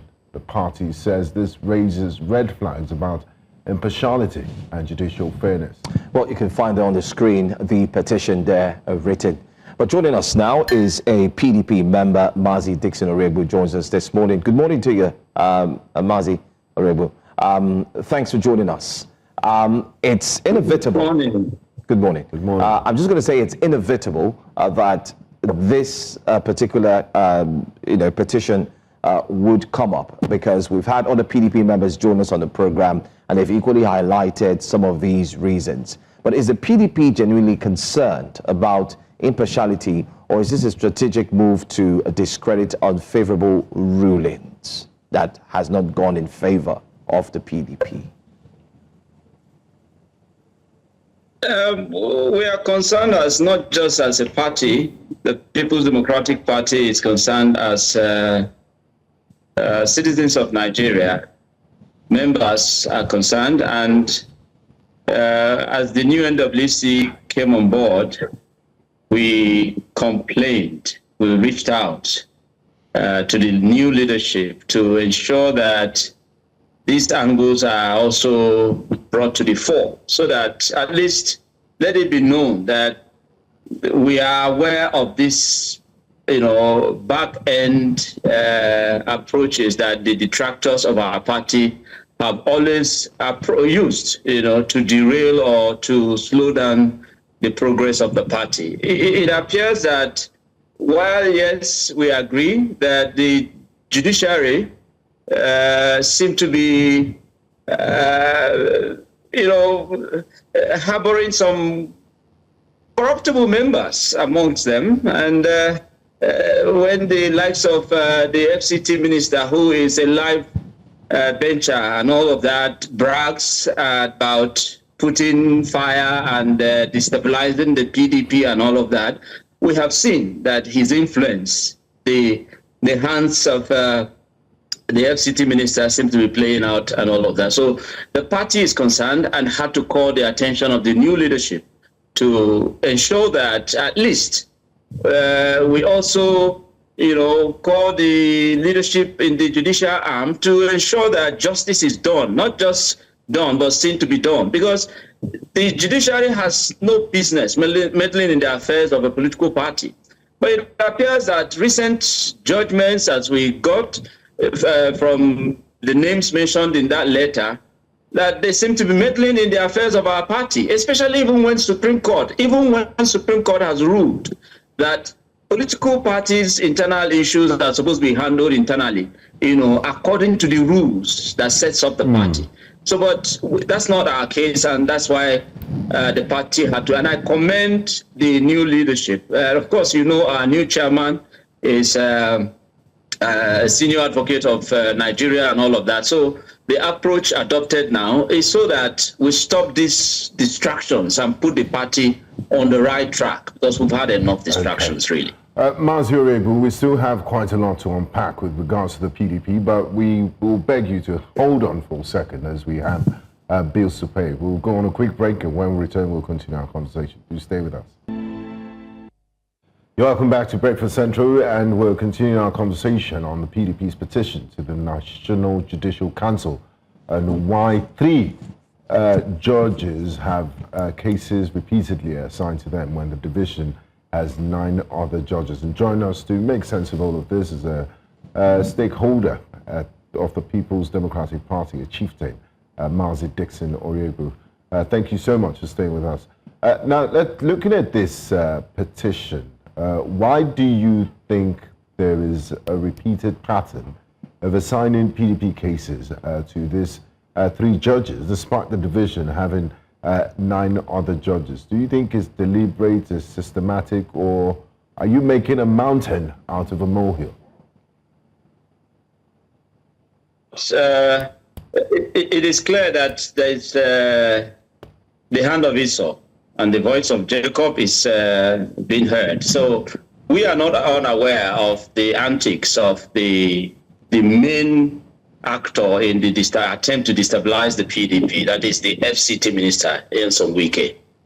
We know the level of influence he has in the judiciary. Of course, you also know that he is very known to have directly or indirectly attempted to influence things in the judicial arm, because all of those buildings that you would use taxpayers' money to build and then hand over to judges and all of that, my brother, this is our country, and our party, the PDP, has gone through a lot.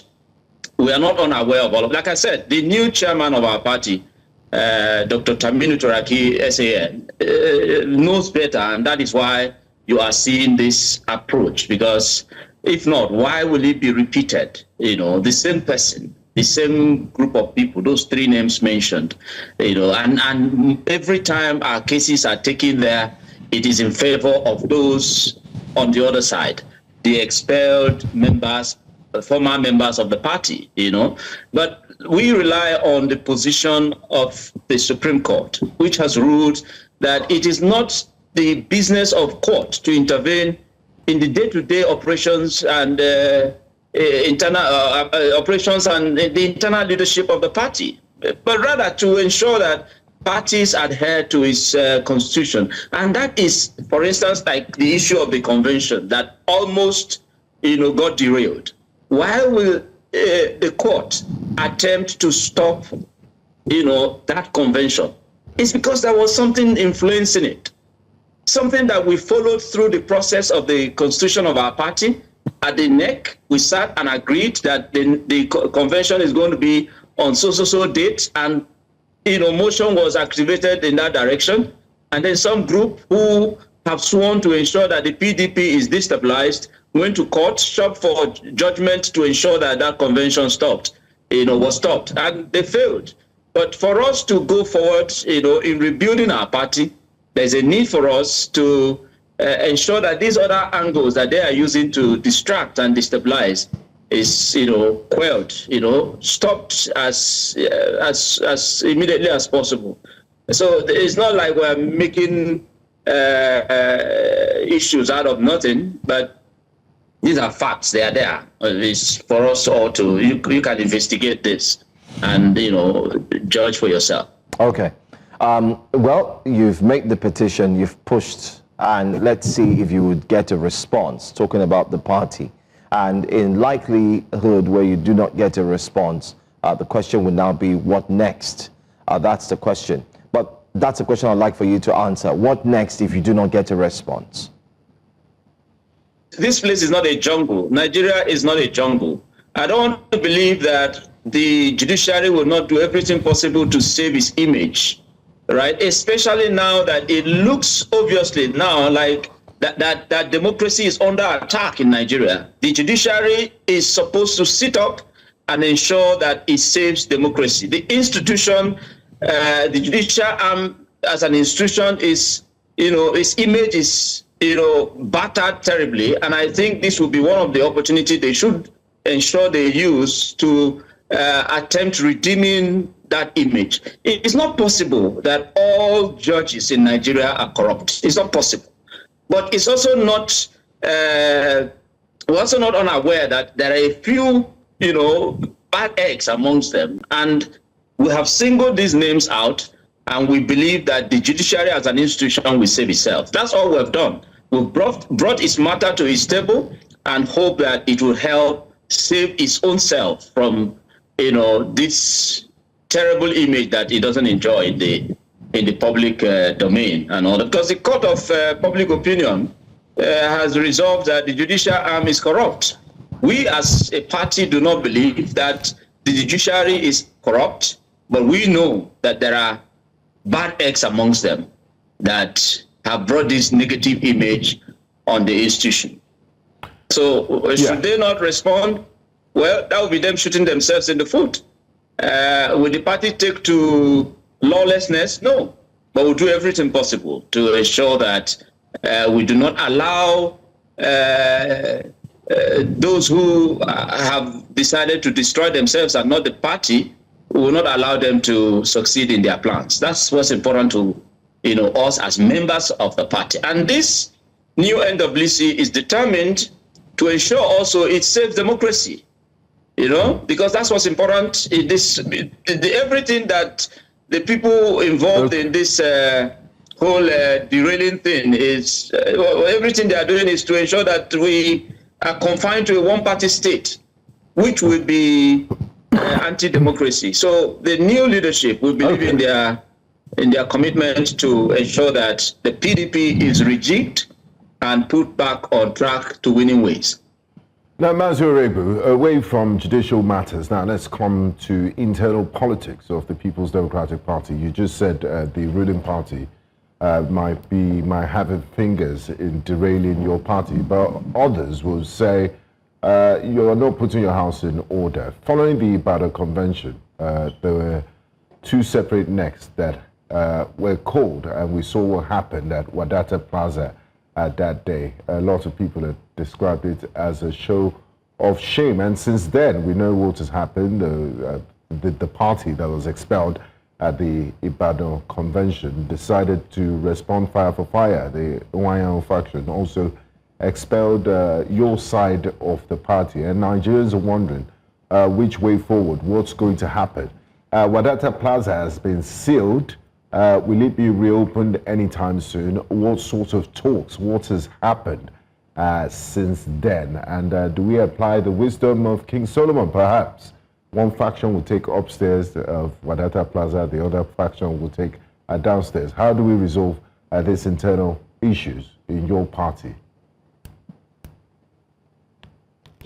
There's no faction. Forget the narrative that those who have that are expelled from the party are trying to, it's more like the last kick of a dead horse, as far as we're concerned. What happened at Wadata Plaza where I was also attacked, because I was directly attacked. If you recall on your platform, your station here, the time that the former National Secretary had his issues and all of that, I was one of those that spoke up for him. I was one of those that stood with him, because the constitution of our party is supreme, and the party's constitution did not allow or say that he must resign. He gave room for the option of resigning. And in this case, being that what he went out to contest for governorship of my state, Imo State, he didn't succeed in it, and came back to continue. He didn't resign. So I stayed with him, and of course the case went up to Supreme Court. It was at that Supreme Court judgment that we clearly, that the position that we are referring to now is well defined, that you ought to have your internal issues resolved according to your constitution. So that aside. Now, when the party now activated the convention, it was at the 101 neck where he himself, the former National Secretary, moved a motion for the adoption of the then acting chairman as substantive national chairman. And all processes required for the convention was there at that 101 neck activated. So when whatever disagreements that they had and all of that, and the party leadership came to terms with what their plan is, the plan of the Nyesom Wike end, which is that they have taken a position that they are going to stay in the PDP and support the current president. Who will say, yeah, you have a right to support him, but you have no right to stay in our party to be doing that, because the purpose of every political party is to contest election and possibly win election. So we intend to contest for that 2027 election and, possibly, of course, take over government in 2027. So when these people insisted on what they are planning and all of that, the party activated ways of ensuring that they are taken care of. The highest arm of organ of the party is the convention. And according to the constitution of our party, it is at the convention that party members and party leaders can possibly be disciplined, as we saw at the Ibadan convention. And that decision stands until after 4 years, if they reapply, at the convention, and if there's a consideration for them to be readopted or allowed back into the party, they should go back to the process and wait possibly for the next 4 years. So what played out at the Wadata Plaza was a shame, yes, but we know that it is these people who have sworn to ensure that the PDP does not succeed in its plans to help salvage our country, to help save democracy in our country and all of that. But they have failed because, yes, the secretariat is sealed, but it doesn't stop the party from functioning. But you see also, the current government needs to also watch it, because the kind of tension we are faced with in our country today, if you are a patriotic Nigerian, you would observe that this administration is attempting everything possible to end democracy in Nigeria. But we will not allow it. Citizens will not allow it, because you won't say that the president is not aware of what his minister, Nyesom Wike, is doing. What played out at Wadata Plaza, where police took over the secretariat of the PDP, couldn't have been without the approval of the president. And if the president is not aware, nobody has been brought to book up till now. Nyesom Wike has not been called to order up till now.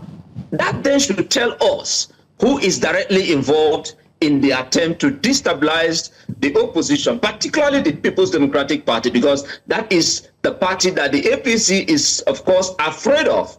By the time the PDP presents a candidate in 2027, they are already gone. Okay, and all right. That is for us to see. Okay, thank you so much for your time, Mazi Rigbo, for speaking with us. We've gotten from your comments firsthand on what the plan simply is, especially for Wadata Plaza being barricaded, and then the letter to the CJN. Thanks for your time. We'll look forward to have you again. Can you afford me an opportunity to also use this medium to please call the attention of Mr. President to please instruct immediately that the Wadata Plaza, the PDP secretariat, be reopened, because he is the one shutting it down at this moment. Thank you very much. Thank you very much, Mazi. Thank you for your time. All right. That's a request coming from the PDP member right there. We'll go on a quick break. When we come back, we'll take a look at what the breakfast headlines has in store. Stay with us.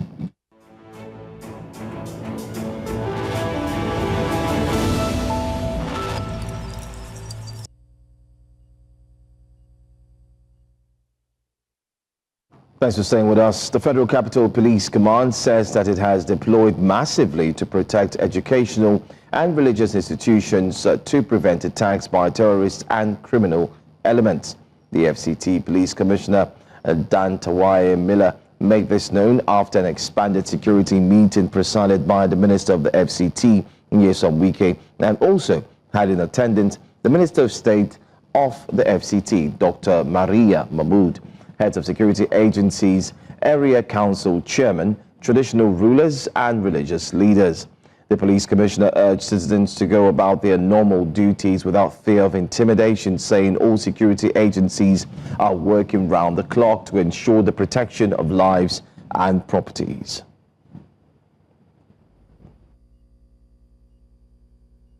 We have activated, through this operation, serious and very robust interaction with schools, gathering as much intelligence as we can get. And we have also tried our best to patrol, and we have commenced in earnest the deployment of heavy logistics around the locations, especially around the fringes, where it is most likely that anyone that wants to perpetrate that level of crime will want to attempt. Even for church and mosque operations, functions, we have deployed adequately. So our Christian brothers, our Muslim brothers. Former Kaduna State Governor Nasir El-Rufai has officially joined the African Democratic Congress, marking a significant realignment ahead of the 2027 general election. El-Rufai received his membership card at his ward in Ungwan Sariki, Kaduna North, saying the ADC offers Nigerians a credible alternative to the ruling APC. He urged young voters to register with the party before 2027. His move follows a growing opposition coalition that recently adopted the ADC as its platform, now led by former Senate President David Mark and former Osun State Governor Rauf Aregbesola. The announcement comes days after former Vice President Atiku Abubakar also joined the coalition. The Minister of the Federal Capital Territory, Ngige Convoy, has issued a fresh warning to ground rent defaulters, saying that there will be no more extensions on the payment deadline. Wike, while speaking with journalists after inspecting ongoing infrastructure projects in Wuse and Life Camp, added that the 2-week grace period and the presidential extension granted 4 months ago have long elapsed. Certainly it has to, because I've always said that it's unfortunate that most Nigerians who complain do not want to abide to the rules. You realize that when we started this enforcement, there was a presidential intervention to give them 2-3 weeks more. But it's more than 4 months now, and we cannot carry out these projects without people paying their taxes. So we did also make publications of extending and extending and extending. And of course, they like to rush. If you don't go and enforce it, nobody will go and...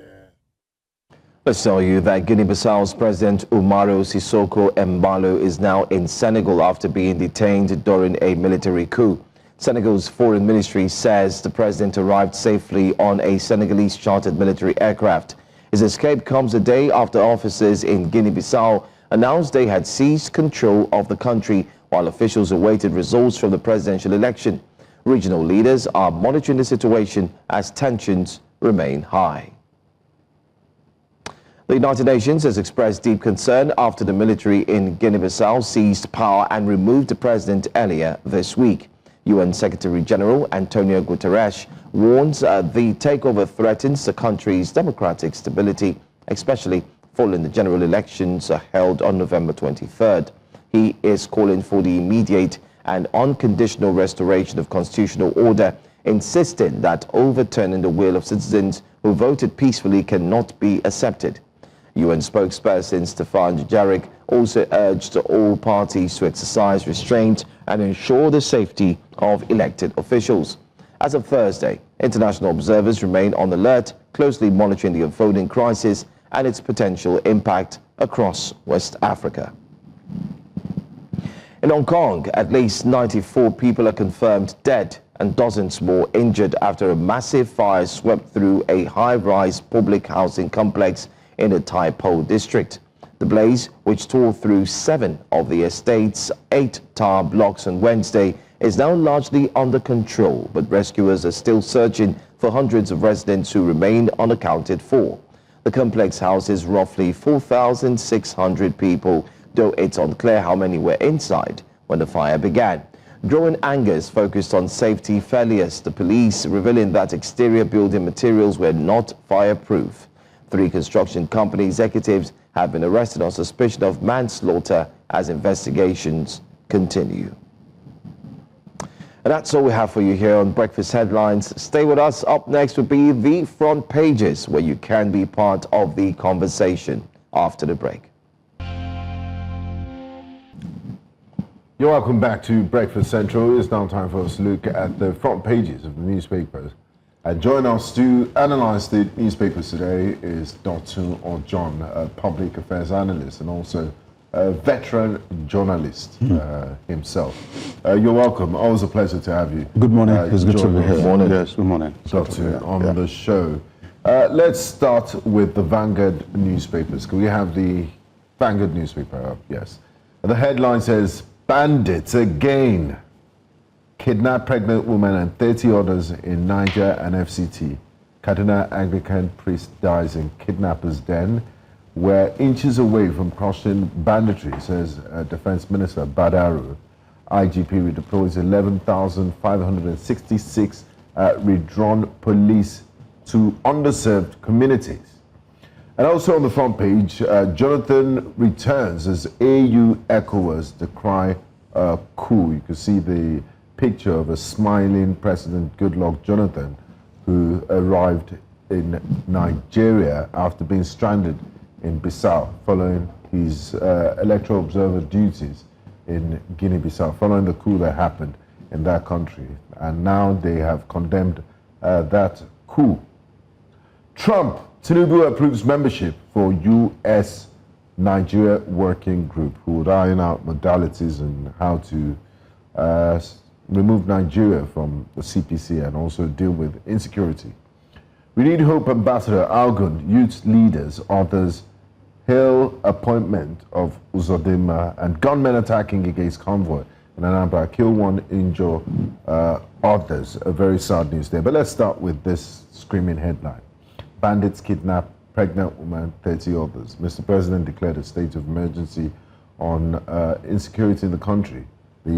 Following that, the IGP has withdrawn 11,566 police personnel attached to VIPs. And the defense minister says we're crushing banditry. Are they really crushing banditry with this sort of headlines showing that people are being kidnapped on an almost daily basis? Quite embarrassing for the government. It is. If you say the least. It is extremely embarrassing. And I think the government is also aware at this point that this has become, this has gone on for too long. And government is a continuum. This is not the problem of President Tinubu. It didn't start with him. It didn't start with him. But again, we have to understand that fighting terrorism or fighting terror is not a fight of deadline, usually. So when politicians come out to say, oh, we are close to it, we will win it and all of that. The defense minister says we're inches away. You know what inches? It's not even a very close. Yeah, very close. Do you believe him when he says this? Yes, of course. Or it's just rhetoric? It is the prayer of every Nigerian that we solve this problem. I'm just here to remind us also that this thing did not start yesterday. And it's a fight of consistency. The other day that I was here, I told you the principle of commitment. That once you see commitment in the community, you just discover that so many things just align naturally. What we've lacked over the years is lack of strategy and lack of commitment. And they say in philosophy that most often that strategy is more important than energy. It's not just about telling the troops to go out there and crush them. Are we strategic enough in fight against it? When Goodluck Jonathan was there, I'm going to, because I saw him in the front page of the newspaper, one of the mindset of government, and you know no leader can actually outgrow or overdevelop more than his mindset. So what we have done, Jonathan, is that let's cage these people to the northeast. And they came and bombed the UN house in Abuja. It was then they knew that we are in a serious trouble. So we need to know the strategy that is driving our energy. Because if you do not have proper strategy, if people in the military keep leaking your information, keep leaking your secrets, keep leaking your intelligence, then you are just going to be wasting your manpower, because at the end of the day, it will not provide or produce the necessary result. So I'm more keen on the strategy of this war, and it's not just about the deadline, it's about consistency. Absolutely. Yeah. Okay. Let's look at another story very quickly. Gunmen, okay, we've touched on that. Gunmen attacking Ngige Convoy in Anambra, kill one, injure others. Still aligns with the insecurity situation. When you heard of that story, what was your take? It just tells you that nowhere is safe. I just returned from Rivers, and I don't know whether the algorithm allowed that to circulate in Lagos. Yeah. Immediately you open your listing in Port Harcourt, you begin to see that this story making the rounds that some people were trying to come to attack and all of that. It didn't make it to the major newspaper, so it's nothing to pay attention to. 15 of them. Yeah, but the truth is that it has become very, very clear now that the fact that I am living somewhere before and I think, it is a serious matter in the community. And I think the complication that this has also caused within government circle is the fact that the concentration of this government they pay too much attention to what 2027 will say. Politics. It's unnecessary. We are just still halfway into this administration. So I think now it's a wake-up call for everyone, both in and outside of government. Sycophants and supporters of government must also understand that no place is safe now. So we must rally around the government. And I say this, and I will keep repeating it. There's no country in the world where, in terms of security, where you have everything you need. What people do, the 10% principle that I've said repeatedly on this show, is that there will always be this 10% in your community that are prone to committing crime. It is the duty of government to now rally the remaining 90% against this 10%. And how would the government do that? Make your people believe that you are actually working for them. That has been the gap. And I will keep saying this because nothing seems to be able to work if the citizenry does not believe in the activities, the engagement, the policies, the program, and the project of their government. That's a tough one. Let's also go to Nigerian Tribune. Don't forget the phone lines are opened. You can also be part of the conversation. IGP withdraws 11,566 police escorts from VIPs. The top right corner there. Jonathan safe out of Guinea-Bissau as Nigeria. AU echoes condemn coup. Lawyers, party leaders, others dissect Tinubu's directive. Flush out saboteurs in government, they say. Military, MBF. Stop recruitment of soldiers. Establish state police body, George says. I hope President walks the talk. Okore. Federal government playing politics with citizens' lives. SDP's Adebayo and lawyers question timing, seek clarity. I'd like us to focus on the IGP withdrawing 11,566 police. Benga, you had touched on that, right? Okay, so it's actually, if you ask me, it's a big story. Maybe perhaps the biggest. And if you would permit us, we can do a few further analysis on this. Now, if you look at, let's take the US, for example. Okay, the first thing I noticed yesterday is that the IGP was alarmed at that number. He wasn't sure that, maybe he never knew that it was that much. Now, if you do not understand the implication of the number, in the US, for example, if you pick the US, the total population of the US police stands at 1.2, 1.3 million men of the police. Now, if you look at this, the most populated countries, states with police, you can talk about the New York and California. The entire police population in California, for example, is 11,506. What? The entire police population in California. And now Nigeria has the capacity to give this exact number to protect VIP. Now, that tells you that the problem we've always had is not just about more men. I understand. There's been continental argument as to what is the ratio of police to people in the community. And the United Nations agreed that we should have at least reasonably one police to 450 people. When you do this calculation, Nigeria of 250 million people thereabout, we will need about 555,000 police in terms of the population in Nigeria. Now, you don't have this number. You have somewhere around 300,000. From this number of 300,000, we still can afford to allow wives of politicians to still be using them. We are not coming across as a serious-minded nation. Now, if you go further on that police story, you discover that there is also agitation for, create more state, let them have state police. If you look at the US structure that we look at, for example, from this 1.2, 1.3 million police that we have in the US, do you know that the federal only has about 134,000 police. The other ones are state department of police. So it means that when you allow states to actually have police, you are going to show up this number. I don't have problem with the number of police that we currently have, because what we are counting is federal police. Federal police should not be up to 300 and something thousand in a country of 250 million people.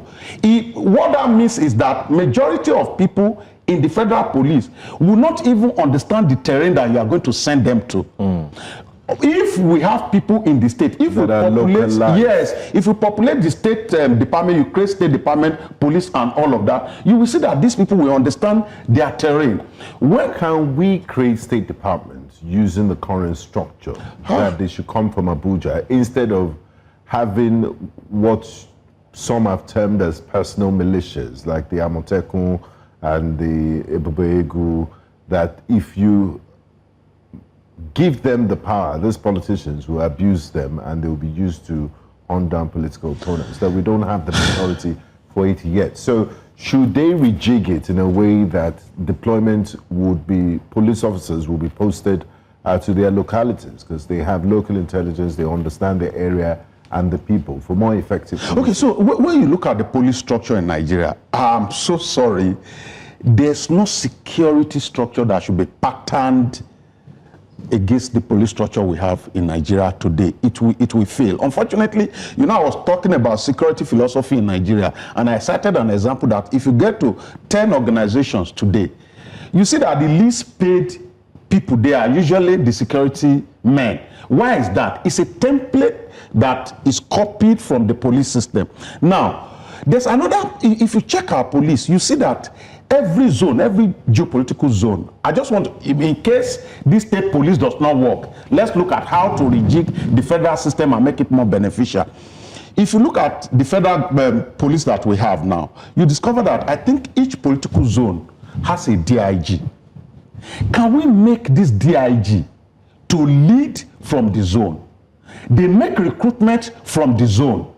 Majority of them work from the zone. So for example, if we have DIG that is appointed from the southwest, can we make him work from the southwest, head the southwest zone, and at the end of the day, we now have a committee of inspectors general. They go to Abuja and give account to the inspector general of police, who will be in charge of all of this formation. But in a system where if somebody dies, if an inspector dies in my community, in a system where you take the file from my community to Abuja before gratuity is paid and all of that, it slows down a lot of things. And even the command system, you discover that now the president had made a command. I'm still going out now after here, because I have some of my friends that that are in the VIP corridor. They have police escort. I want to go and peep in their houses whether the police people are still there. Whether this is an audio 11,000 or not. Because the truth is that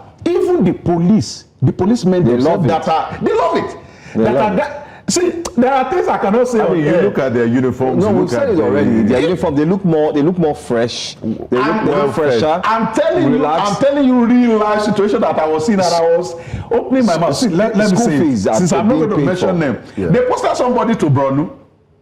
He didn't go. He did not go.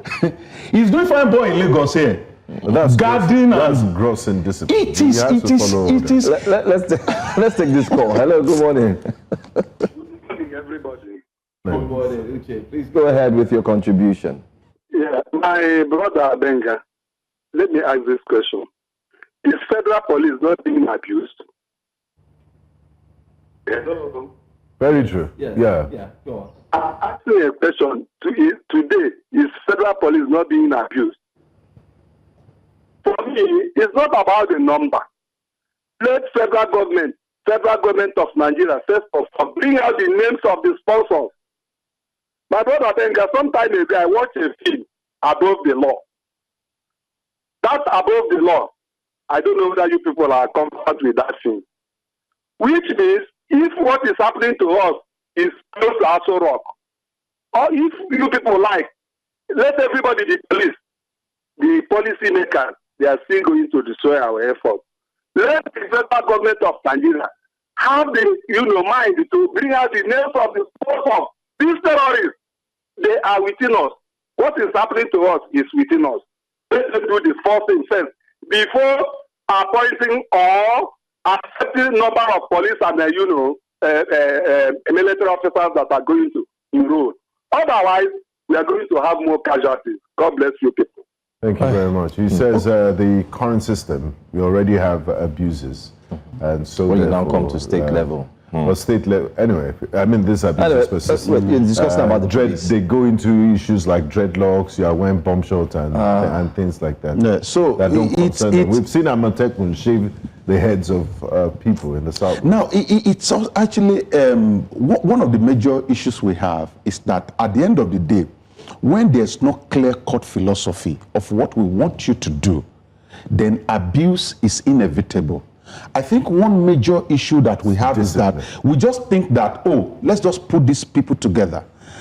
I saw in some of the states where you even think Amatekun is working, one of them is Ondo State. In some of those states, you don't want to imagine how those guys were recruited. If you go back to the basis of how did we get this number of people, you discover that I'm sorry to say, but it started from political party involvement. That the form has come, give it to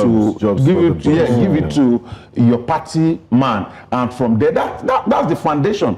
Even in my own state, that's the foundation.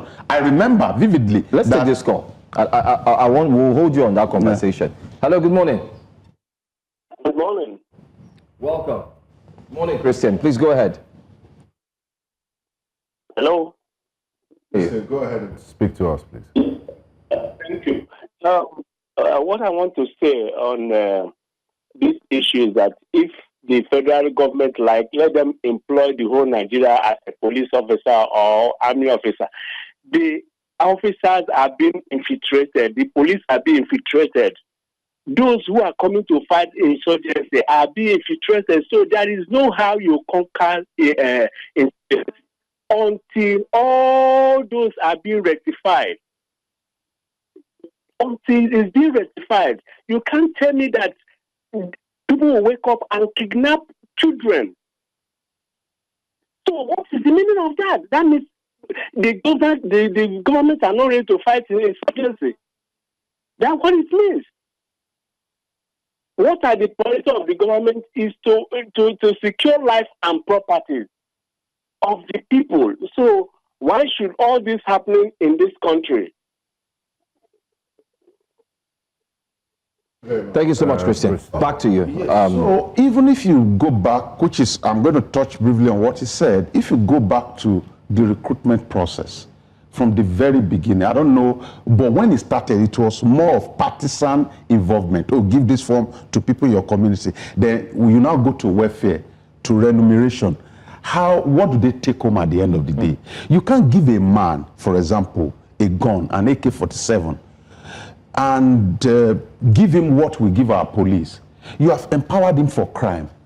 More so that there's no proper indoctrination into the system. What do I mean? There are people... It was Thomas Sankara that said a military man without an ideology is a terrorist. It's a terrorist. So there's no proper indoctrination.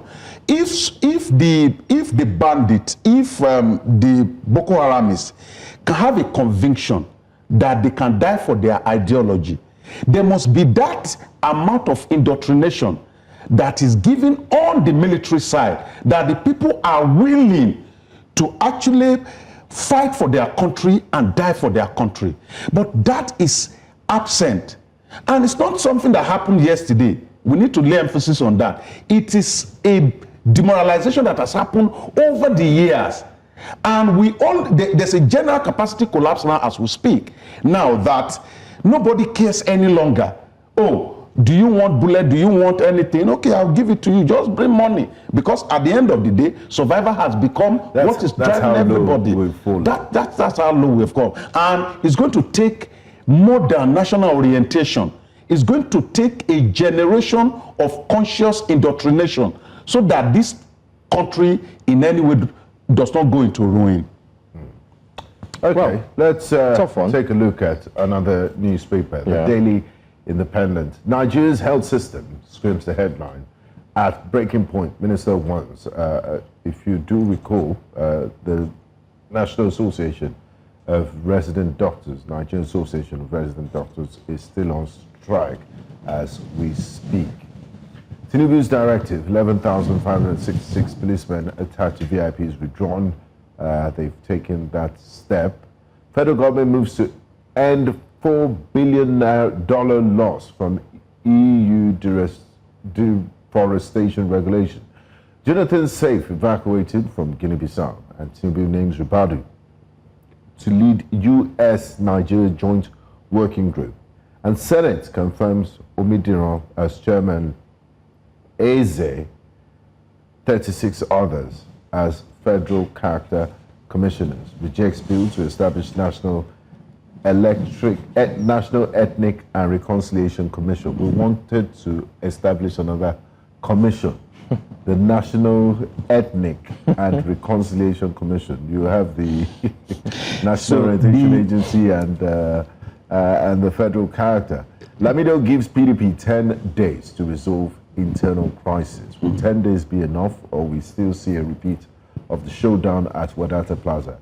Buyers face hidden dangers in affordable Tokumbo cars. And also in the headline there, 24 persons abducted in fresh bandits attack on Niger community. Ngige demands update from Defense Ministry over disputed Abuja land. That's the incident with the Yerema issue. And also the front page here, we can see the picture of senators smiling there after a session. And today is Friday. Today is the dinner. Are you aware? The First Lady have invited them, according to Joe, yes, to come and I'm not aware. Okay, you're not aware. But the truth is that there's the need for synergy between the various arms of government. There's a need for proper synergy. Now, if I really do love you, the word synergy does not take away correction if I need to make. The word synergy does not take away rejection if I need to make. The word synergy does not take away rejection if I need to make rejection. Correction, discipline, as at when due. So I love the fact that there's synergy between the arms of government, but the synergy must be to the benefit of the Nigerian people, not the kind of, you know, the word paddy arranging. There was a song like that. That's not the synergy I'm talking about. But the synergy is that you are on your lane in Lagos traffic, and I'm on my lane. I would not understand that we are not enemies. We're actually working towards the development and the growth of the nation. So I think. What do you make of the First Lady's invitation to members of the Senate for the 10th Senate, 109 dinner? An interactive session. It's still to create room for engagement. It's not a bad one. Wow. It's actually not a bad one. Wow. When we have people that are still in the bush, in kidnappers' den, what sort of message does this send? Okay, so now the concept of communication. Is it not tone deaf? Yes, the concept of communication can now come in. The program itself, there's nothing wrong about the program itself. Now we can now say the timing of the program could now be where the question will be. But having dinner with senators, there's nothing wrong about that. Governors can call anybody to have dinner. As a former senator. You understand, there's nothing wrong. But the timing now can now send a different message to the Nigerian people, which is what I'm actually concerned about. Now, you talked about setting up another committee, reconciliation and all of that. Yeah. And I want to talk about our communal mentality as a people. As we speak now, we are Nigerians. But the truth is that the belief, our sectional beliefs, seem to be different. I just told you, I just arrived from Rivers, and I was strolling. Then somebody said something that is very important, and I used that to gauge the mentality of an average Nigerian. He said the army general that died in the hand of Boko Haram, he said if that had happened in southern Nigeria, he said by now 2 communities will have been wiped out by the military. When I saw that, I had to sit down and properly process that. It means that many sections of this community that we call Nigeria still feel that they do not belong to the community. They still feel cheated in any way. They still feel that Nigeria as a community is not treating them very well. So for you to cure all of these sectional beliefs. The only cure from all of this is good governance.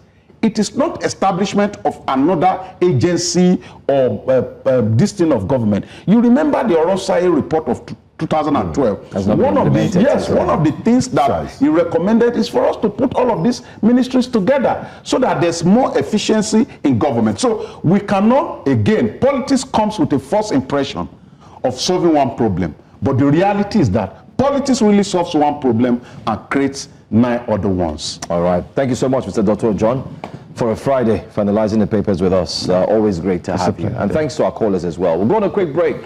We'll have a roundup of what's happening, maybe to Burna Boy, and see what's going on with him. Yes, cancelled his upcoming shows. Yeah, we'll find out. Stay with us. We'll be right back. You're welcome back to Breakfast Central. It's time for Entertainment Roundup with Sam Dandy. Over to you, Sam Dandy. We have to speak like Russians, rush things, and unpack in the little time we have left. Let's start with this one. Burna Boy has cancelled his U.S. concert scheduled for November the 28th, 2025, a stop in his global No Sign of Weakness tour at the Armory in Minneapolis. Now, though organizers have not offered a detailed explanation to the cancellation, but people are assuming it's public backlash, of course, from the incident that happened a few weeks ago where he stopped his show to eject a woman who appeared to be sleeping in the front row, a moment that quickly went viral and stirred criticism. Now, adding to the drama, tickets for multiple upcoming U.S. shows have reportedly been canceled, with some sources linking the decision to this sharp drop in tickets, following the controversy. According to ticket sales websites, his United Center Chicago stop for December the 1st has also been canceled. Sad one. I was planning to attend the one in Minneapolis, so unfortunately, today. I have to stay in Lagos. Yeah. Are you doubting me? Yeah. When was your flight? They doubt like, I'm like, but I don't know. What do you think it is? I don't know. I feel like maybe holidays people are more. No. It's because of the issue. It's not because it's because of the issue. Yeah, it's because of the issue. I'm sure, as an African giant, Burna doesn't assume that would have affected the show. The worst you can do as an artist is to try to dominate and prove that you are a god, especially forgetting that the fans are the ones that made you. The people made you. They made you. That's the fact. History has records of those who felt, listen, I am bigger than the fans, whoever you are, and the fans will tell you, okay, fine, you're bigger, right? In this case, now you've given the fans the power. That the fans have proven to you that, listen, we have the power. Cancel culture has always existed. Nobody should say it started now. It has always existed in times past, but now social media has aided it to be even more and then the location too. You're not dealing with fickle-minded fans. You're not dealing with Nigerians, hungry fans. Wow. For lack of a better word, these are people that values and little things like that mean a lot to them. So it was a preemptive step, the nuclear step. I'd rather not embarrass myself anymore and cancel the shows than to go to an empty. Do you know what that does to you as an artist? Speaking to an empty crowd, performing and seeing empty seats there. It's one of the most demoralizing things that can happen. I must applaud the PR though. What they tried doing is that there was also a PR side to it where they also mentioned that the place was filled up, or take a look at this. People are also trying to do this. That was ahead of the Houston show. And then there were backlashes of, you're serving free coffee now, so you can have more people attend your events and so on. But look at the coffee. I think Nigerians are learning from this. Especially the incidents where after buying a ticket, like in Nigeria this December, tickets are going for 100,000 bucks, Binga. Pretty expensive. Tickets are going for 75,000, yes. They're pretty expensive this holiday period. So if you're going to buy a ticket for 100K, which is the norm, the artist will not be on stage until 3 a.m. By then you're burnt out. The show started at 9 or 10. You see all the up and coming, they are jumping, you'll be there. When is he coming? He comes at 3. And then he performs for just 40 minutes and then goes. And there goes your 100,000 up in flames. Hard-earned money. And you can't do anything. Are we expecting Burna to speak about this though? He has. He went on social media and he said that his fans are not broke fans. Yeah, I mean, pushing back. Pushing back. I said, he said if you don't have that's money, when they said, don't worry, we will show you. And the people said, you're still talking. Just admit you were wrong. We're not perfect. Every man makes mistakes. So it was very arrogant about it. And he's paying for it. Anyway, back to you, man. There's a lot more. Anyway, it has a Bentley. You can always cry in his Bentley. Wow, I see what you did there. Boys, yes. Well, this one's hard news. Breakthrough singer Candy Blix has reportedly been attacked, robbed, and injured in Cape Town, South Africa. Now, reports indicate that she was assaulted outside her apartment, sustaining injuries and losing valuables, including gold jewelry. Now, in shared videos, Candy is seen visibly distressed and bleeding, and she cries out saying, "Officer, why did you let them rob me like this?"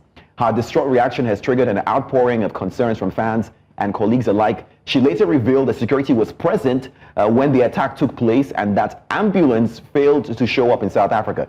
The incident, of course, has sparked a lot of reactions. In fact, I saw a video where she actually did take pictures of the car and the plate number, and it's surprised that security never, addressed this. Warning, and I think it's high time everybody, not just celebrities, but everybody knows this.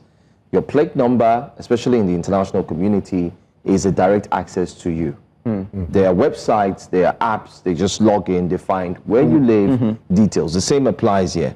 If you want to know who has an insurance or who doesn't have an insurance, I can get Benga's plate number and just put it on the website right now, and I'll know if Benga has, and I'll know the type of insurance Benga has, or if he has at all. So more people should. Yeah. So she was able to put the money. She was flaunting cash. Showing off. Flaunting cash, was showing off. Many times security agencies have mentioned stop flaunting cash, and she was doing it, and she also exposed herself, a plate number and everything. Right. We know how it is in terms of security over there. It's not at safe. Not all areas are safe. True. And that happened. We're not saying that it's a sad good thing. That it happened, it's sad. But let's hope lessons are you learned. could prevent it. You could prevent it if you can.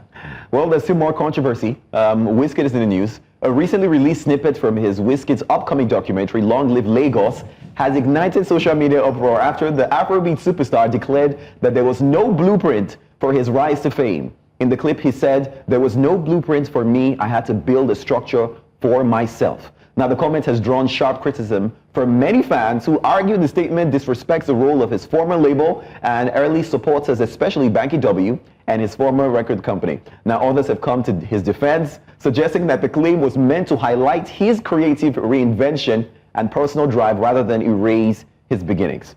Well, these days you can't just make a if you say good morning, you'll find controversy. What's good about the morning? That good morning, exactly. When bandits are kidnapping, what's good? You know, I mean, it's his blueprint. It's the story of his life. He doesn't have a crystal ball. He didn't know what's going to happen, and he's not saying he doesn't acknowledge the people that played a part in his rise. Right. It's just saying he had no blueprint. He had nobody's template to cover. He reinvented himself from time to time and has kept himself relevant for over a decade. So it's a story. What is offensive about that? What is controversial about that? I agree with Benga. Whose Nigerians, blueprint is he following? Who else has sang Neo Joel? I agree with Benga. And what song do you think would have made the hit? If you ask Wizkid, he will tell you that he had other songs.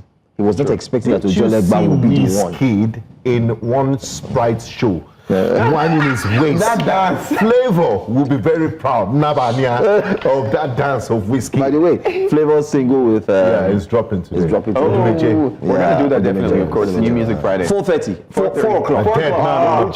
4 o'clock. Take 3. Take 3. That's the new show. And he also said he's going to declare new powers for 2020.